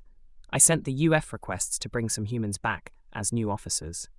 Leia sent me confirmations saying I could offer another human chance to join the UF. I smiled, looking at my wrist. Jared, sitting with me in the back of the room, asked, "What's with that smiled, cousin?" I looked at him, and I gave him the offer to join the UF. He looked at the letter, and I watched him get excited. Then he looked concerned. "What about my fiancée?" he asked, and I shook my head. "She'll be allowed to move with you, but you'll have to undergo an evaluation process to skip the academy since you're already in the military. The UF doesn't feel it necessary to make you go through training again." I told him, and explained that he'd most likely spend a quick month getting acquainted with the UF way of life. He nodded, then called his wife to tell her about the new job offer. She knew about the aliens and me. She asked if I was the one who recommended him for the latest job. He said, yes, and they get paid a lot for his services. I watched him look at me, and I laughed. "We get paid better than the military here on Earth. I can tell you that," I said to myself, getting up from my chair when the meeting ended. I was heading to meet up with Swan. Jared came running down the hall at me. "She told me to take the job. So what do I do from here, Jake?" he asked, and I told him to let the president know. Then I told him to meet me on the Pandora before we left for home. Swan gave us a funny look, and then I told her what was happening. She was happy for us and made a security alert for our new guests. We made it back to the ship, and she let me know the results of the meetings. The Earth is going to be aligning with us. I already have people from the UUA heading to Earth to set up a station in Texas, she told me, and I was glad we could settle on something after we were all settled on the ship. We went to bed and waited for Jared to return with his future bride. When he got on, I had him sit with me during my shifts to show him what I did. He liked the complex tech we had on the ship. His fiancée stayed in their cabin for most of the trip back. She was scared of most of the crew of the ship. Swan and Rain brought her to the mess hall for dinner every night. Months later, after returning to my normality, I got married to Swan. Jared had become an officer and was part of Captain Halsey's crew. I got my family to visit the base for the wedding. Everyone seems to love the ceremonies, especially my grandmother, who adored Swan to death.